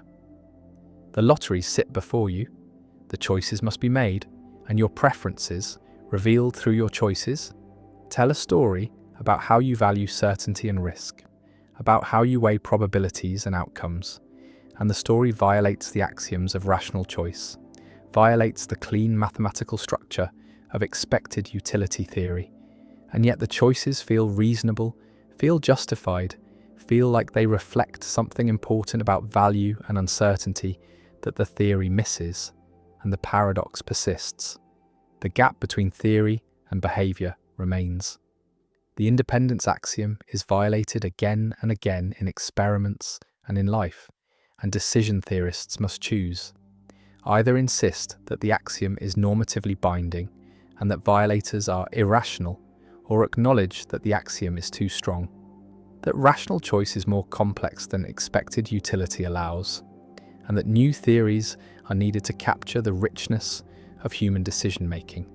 And the Allais paradox remains a landmark, a decisive demonstration that classical rational choice theory does not fully describe or prescribe human behavior, a challenge that spawned new theories and new research programs, and a reminder that rationality is contested, that what counts as a reasonable choice depends on assumptions and frameworks that are themselves open to question, and the lotteries remain, the choices remain, the preferences remain, and the paradox endures, unsolved in the sense that no consensus has emerged about whether the preferences are rational or irrational, about whether we should revise our theories or our preferences, about whether independence is a negotiable axiom or a non-negotiable requirement. And the debate continues. Philosophers and economists and psychologists arguing about what rationality requires, about what humans actually do, and about the relationship between these two questions. The Fat Man variant, when pushing someone off a bridge, becomes murder. The runaway trolley races toward 5 people bound to the tracks, the same setup as before, but now there is no lever, no switch to pull, no way to divert the trolley onto another track, and you stand on a footbridge directly above the tracks, watching the trolley approach, and next to you stands a very large person, large enough and heavy enough that if they fell onto the tracks, their body would stop the trolley, would derail it or bring it to a halt, saving the 5 people below, but killing the large person instantly. And you could push this person, could place your hands on their back and shove them over the railing, and they would fall, and the trolley would stop, and 5 lives would be saved at the cost of 1. And the numbers are identical to the original trolley problem, 5 saved and 1 killed, but the method is different. And this difference makes most people recoil, makes them say, no, I would not push, even though the consequence is the same as pulling the lever in the original case. And this asymmetry is the heart of the Fat Man variant, sometimes called the footbridge problem, a thought experiment that probes our moral intuitions about direct versus indirect harm, about using people as means versus affecting them as side effects, and about the limits of consequentialist reasoning. Imagine yourself on the bridge, the large person standing peacefully beside you, unaware of the danger below, and you know that pushing them will save 5 lives. The calculus is clear, 1 death versus 5 deaths, and if outcomes are all that matter, then pushing is required, is morally obligatory, is the obviously right choice. But your hands hesitate, your body resists, because pushing feels like murder, feels like killing, feels fundamentally wrong in a way that pulling a lever does not.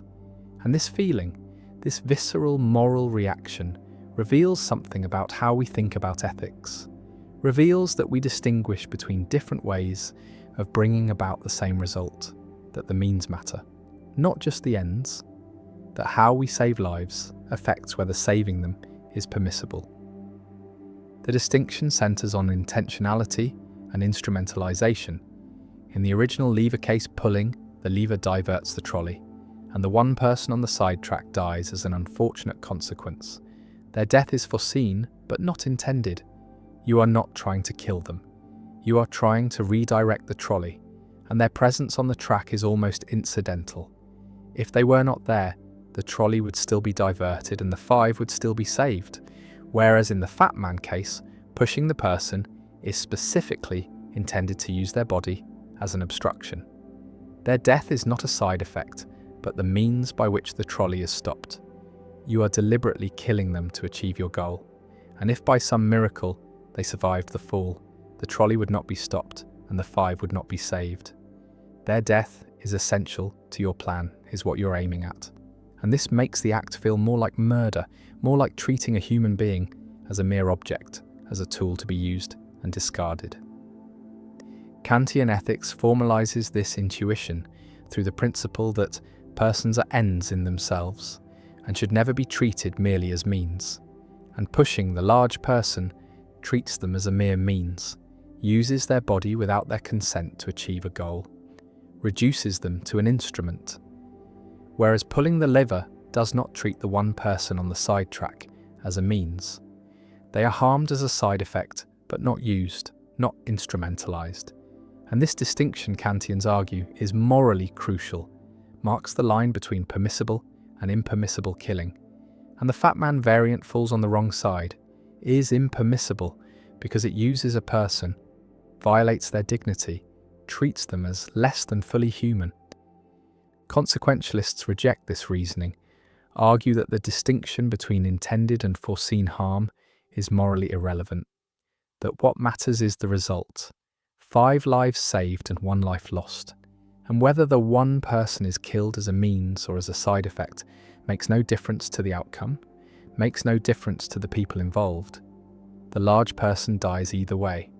The 5 people are saved either way, and refusing to push means accepting 5 deaths to avoid one, means valuing squeamishness or abstract principles over actual lives. And this seems absurd, seems like letting moral theory override common sense. And consequentialists argue that in extreme cases, in genuine life or death dilemmas, the right action is the one that minimizes harm, maximizes welfare, saves the most lives, and any principle that forbids this is flawed, is giving too much weight to feelings and not enough to results. Visualize the large person standing on the bridge. They have thoughts, feelings, plans, loved ones, a life with value and meaning, and you're contemplating ending that life, snuffing it out. Not in self-defense, not as punishment, but as a tool to save others. And this feels different from pulling a lever. It feels more intimate, more violent, more like hands-on killing, and psychological research confirms this. People report stronger emotional reactions to the footbridge scenario, stronger activation of brain regions associated with personal moral judgment, and this emotional response is not irrational or mere squeamishness, but reflects deep moral intuitions about personal agency, about the wrongness of directly causing harm to an individual, about the sanctity of bodily autonomy. The Fat Man variant also raises questions about consent and voluntariness, because the large person has not volunteered to be sacrificed, has not consented to being used as a trolley stopper, and using their body without permission violates autonomy, violates the principle that competent adults have the right to control what happens to their own bodies. And this is true even if using them would save lives, even if the overall outcome would be better, because respecting autonomy means allowing people to refuse to help. Even when helping would be beneficial, means recognizing that people are not resources to be allocated for the greater good, but individuals with rights, with the right to say no, with the right not to be sacrificed against their will. Some philosophers have proposed intermediate cases to test the boundaries. Suppose the large person is standing on a trapdoor that you could open remotely, dropping them onto the tracks without physically touching them. Is this more like the lever case or more like the pushing case? Or suppose the large person is terminally ill and unconscious. Does this change the moral calculus? Does it make using them more permissible? Or suppose they have explicitly consented in advance to being used in such situations? Does consent eliminate the moral problem? And these variations probe the principles at stake, try to isolate what exactly makes the pushing wrong, whether it is the direct causation, the physical contact, the lack of consent, the instrumentalization, or some combination. And different moral theories give different answers, diagnose the wrongness differently, and the variant becomes a tool for testing ethical theories, for exposing their commitments and seeing where they lead. The footbridge stands above the tracks. The large person breathes beside you unaware. The trolley approaches and the 5 people below are oblivious to their doom. And you must decide, push or do not push, kill or let die, violate one person's rights, or allow 5 people to perish. And there is no time for lengthy deliberation, no time to consult ethicists or calculate utilities. Only a choice that will haunt you regardless.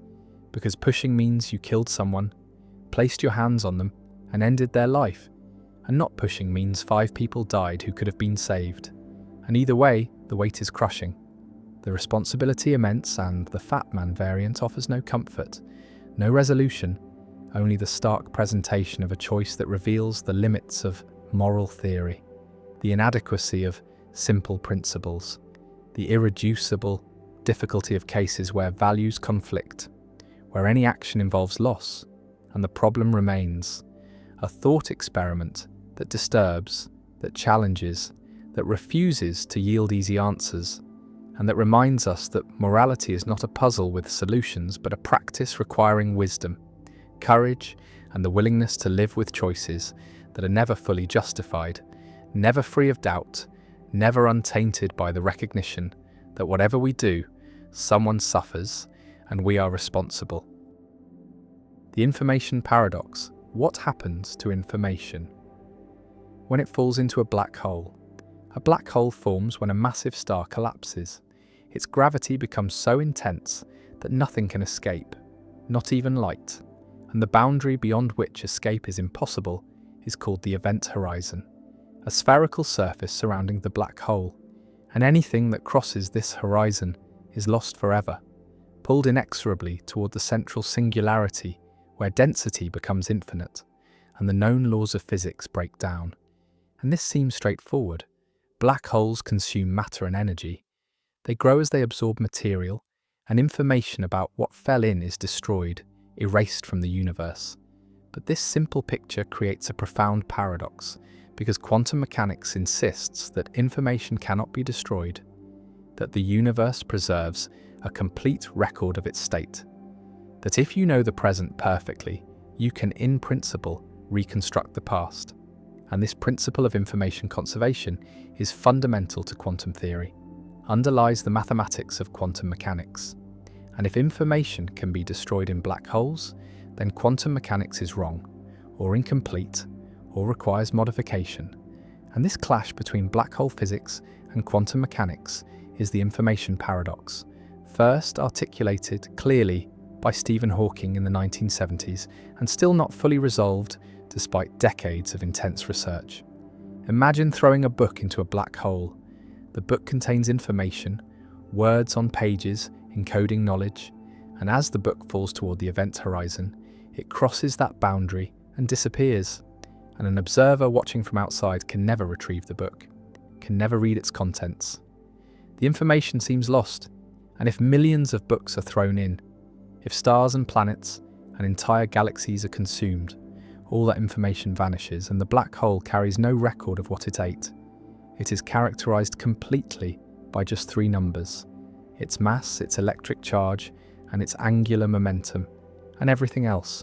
All the details, all the structure, all the information about what fell in is gone. And this erasure of information violates quantum mechanics, violates unitarity, the principle that time evolution is reversible. That information is conserved, and so we face a dilemma: either quantum mechanics fails, or general relativity fails, or our understanding of black holes is incomplete. And all three options are troubling. All three challenge the foundations of modern physics. The paradox deepens when Hawking radiation is considered, because Hawking discovered in 1974 that black holes are not completely black. They emit thermal radiation. Due to quantum effects, near the event horizon, virtual particle pairs pop into existence just outside the horizon. One particle falls in and the other escapes, and this process causes the black hole to slowly evaporate, to lose mass over time, radiating energy into space, and eventually, after an immensely long time, the black hole evaporates completely, disappearing in a final burst of radiation. And the question arises, what happens to the information that fell in? Does it emerge in the Hawking radiation, encoded somehow in the particles that escape, or is it destroyed when the black hole evaporates? And Hawking initially argued that information is lost, that the radiation is purely thermal, completely random, carrying no information about what fell in. And this conclusion shocked the physics community, contradicted quantum mechanics, and triggered a debate that has lasted decades. Visualize the black hole evaporating, slowly shrinking as it radiates, and the radiation escaping as a stream of particles, photons, and other quanta. And these particles are hot, thermal, their properties determined by the black hole's temperature, and temperature is statistical, depends only on energy, not on the details of what produced the radiation. And so the Hawking radiation seems to carry no information about the book that fell in, about the stars that were consumed, about the specific configuration of matter that formed the black hole. And if the radiation carries no information, then when the black hole evaporates completely, when the last bit of mass is radiated away and the black hole vanishes, the information is gone, erased from the universe, and quantum mechanics is violated. And this is Hawking's original conclusion: information is lost. And this creates the paradox.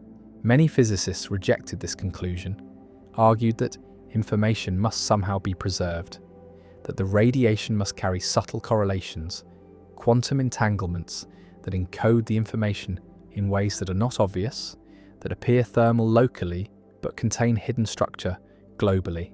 And this view, that information is preserved, requires that the Hawking radiation is not purely thermal but contains incredibly subtle quantum correlations that encode everything that fell in.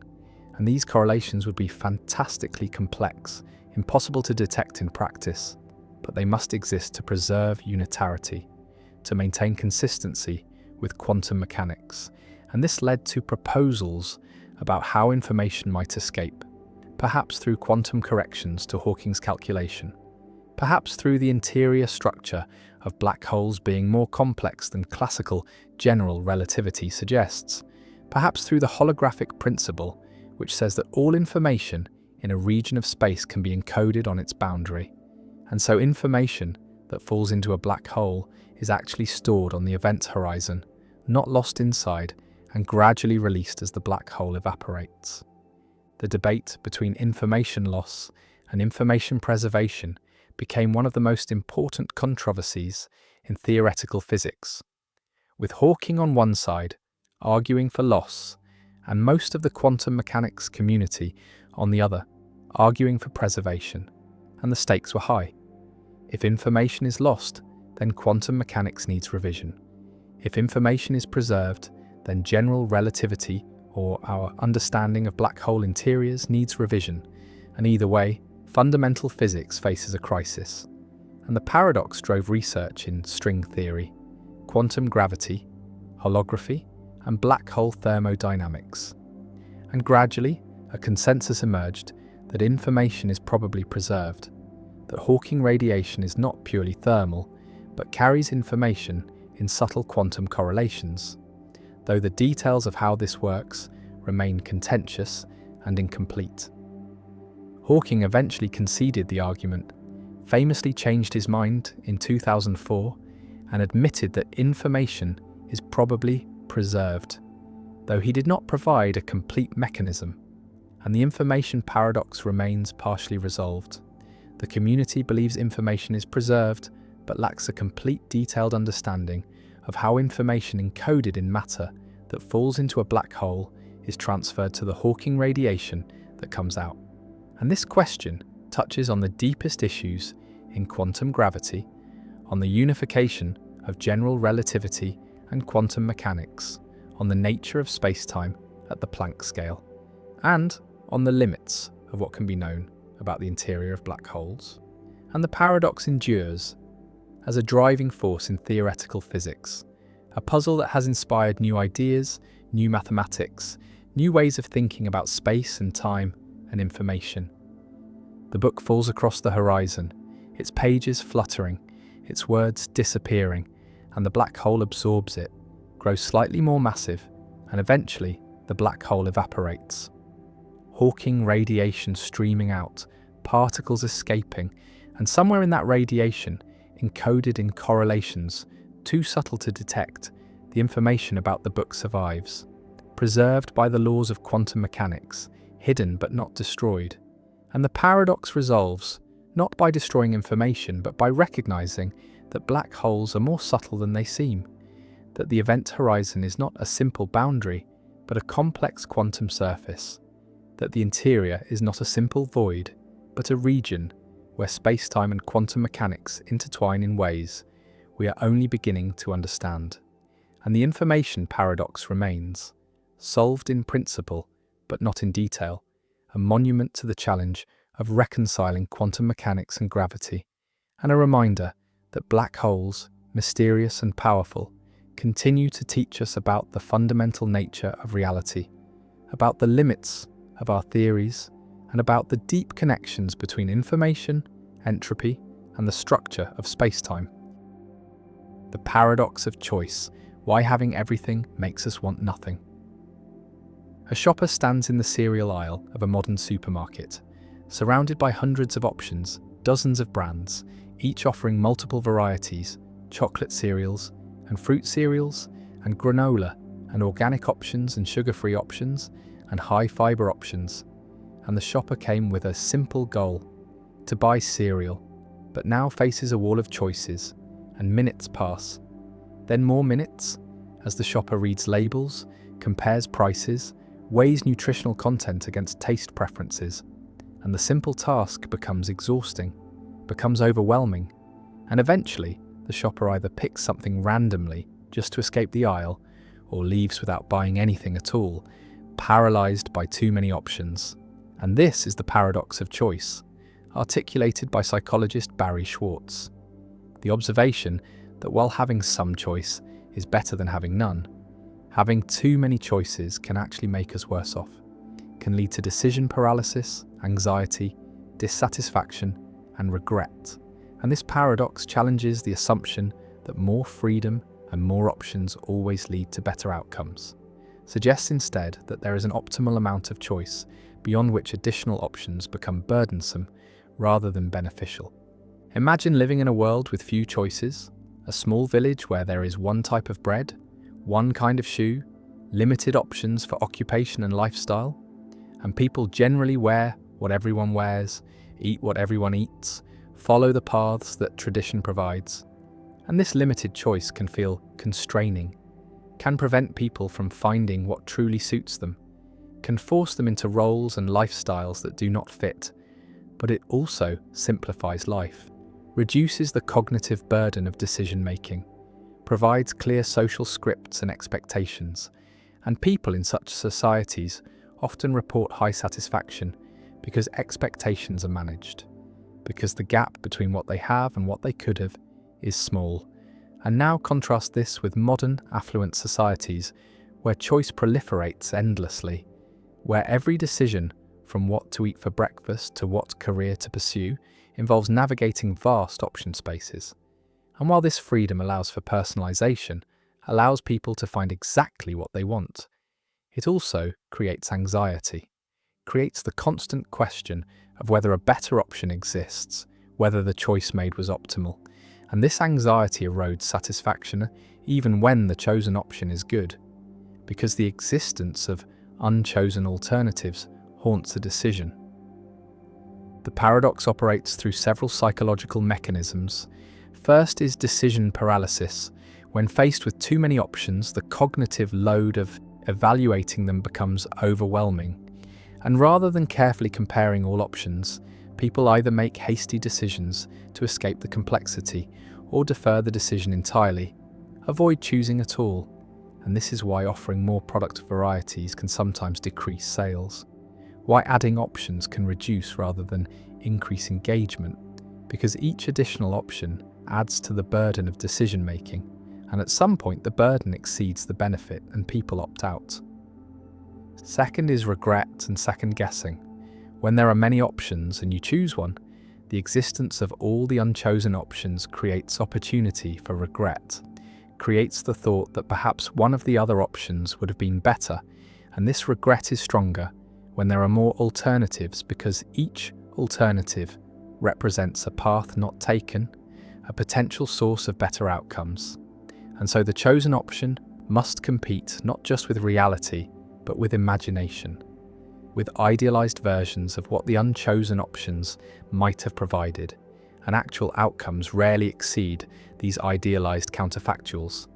And so satisfaction decreases even when the choice is good, and this effect is amplified when choices are reversible, when you can change your mind, because reversibility keeps all options perpetually open, prevents commitment, prevents the psychological closure that comes from accepting a decision as final. Third is the escalation of expectations. When there are few options, we expect less. We accept what is available and feel grateful if it is good. But when there are many options, we expect to find exactly what we want, expect the perfect fit, and our standards rise. And this rising threshold means that good outcomes feel merely adequate rather than excellent. And satisfaction depends not on absolute quality, but on the gap between expectations and reality. And more choice raises expectations faster than it improves outcomes. And so, the net effect is decreased satisfaction, despite better products and more freedom. Visualize a graph with number of options on one axis and satisfaction on the other, and the relationship is not linear but inverted U-shaped. Satisfaction rises as options increase from 0 to some moderate number, perhaps 5 or 10, because having some choice allows people to find something that fits their preferences. But beyond that optimal point, satisfaction begins to decline, and at very high numbers of options, satisfaction may even fall below the level experienced with minimal choice, because the cognitive and emotional costs of choosing exceed the benefits of additional options. And this inverted U captures the paradox, shows that more is not always better, that optimization requires moderation, that there is such a thing as too much freedom. The paradox has practical implications for product design, marketing, and policy. Companies that offer too many products may overwhelm customers and reduce sales, while companies that curate their offerings, that limit choice to a manageable set of high-quality options, may increase satisfaction and loyalty. And this is why successful brands often limit their product lines, why Apple offers relatively few models compared to competitors, why some restaurants have short menus. The limitation is not a failure, but a strategy, a recognition that customers benefit from being protected from too much choice, from having the decision space narrowed by experts who have already done the filtering. The paradox also affects personal life and well-being. Modern individuals face an unprecedented number of choices about identity, lifestyle, career, relationships, and consumption. And while this freedom is liberating in principle, in practice it can be exhausting, can create a sense of being overwhelmed, can generate anxiety about missing out on better options, and research shows that people in societies with more choice are not necessarily happier, that reported life satisfaction has not increased proportionally with the explosion of options, and some argue it has decreased, that the paradox of choice contributes to rising rates of anxiety and depression, that the burden of constructing a life from infinite options without clear guidance is a source of modern malaise. One response to the paradox is to adopt satisficing rather than maximizing as a decision strategy. Maximizers seek the best option, the optimal choice, and this requires evaluating all possibilities, comparing exhaustively, and the process is endless because there is always the possibility that a better option exists somewhere. While satisficers set a threshold of good enough and choose the first option that meets that threshold, and satisficers experience less stress, less regret, and higher satisfaction because they commit to good options without torturing themselves about whether better options exist. And embracing satisficing is a way to opt out of the paradox, to limit self-imposed choice burden even when external options are numerous. Another response is to establish routines and defaults, to make decisions once and then follow the decision automatically in the future, to reduce the number of active choices required. And this is why successful people often simplify their lives, wear the same clothes every day, eat the same breakfast, follow the same schedule, not because they lack creativity, but because they recognize that decision-making is a limited resource, that every choice consumes cognitive energy, and preserving that energy for important decisions requires eliminating trivial choices through routinization. A third response is to embrace constraints, to deliberately limit options, to refuse to consider all possibilities, and this might involve setting rules like, I only shop at this store, or I only consider jobs in this city, and these self-imposed constraints reduce the choice space, make decisions more manageable, and paradoxically increase freedom by preventing paralysis, by ensuring that decisions get made rather than deferred indefinitely. And constraints are not limitations on freedom, but conditions for effective exercise of freedom, structures that enable choice rather than preventing it. The shopper stands in the cereal aisle, paralyzed by options, and eventually walks away empty-handed or grabs something arbitrarily, and the experience is repeated across modern life, in career choices and relationship decisions and consumption patterns, and the paradox persists. More choice leading to less satisfaction. More freedom creating more anxiety. And Schwartz's insight remains relevant, challenges the ideology of unlimited choice, suggests that well-being requires moderation, requires protection from too much optionality, and the paradox endures as a reminder that freedom is complex, that having options is valuable, but that value has limits, that beyond a certain point additional options become burdens rather than benefits. And the challenge for individuals and societies is to find the optimal level of choice, the sweet spot where there is enough freedom to allow for genuine self-determination, but not so much that the burden of choosing overwhelms the benefit of having chosen.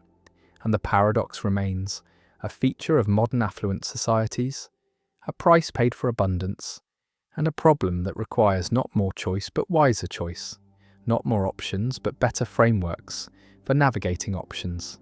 And the cereal aisle waits, endless and overwhelming, and the shopper eventually learns to bring a list to decide in advance, to opt out of the paradox by refusing to treat every shopping trip as an opportunity for exhaustive optimization.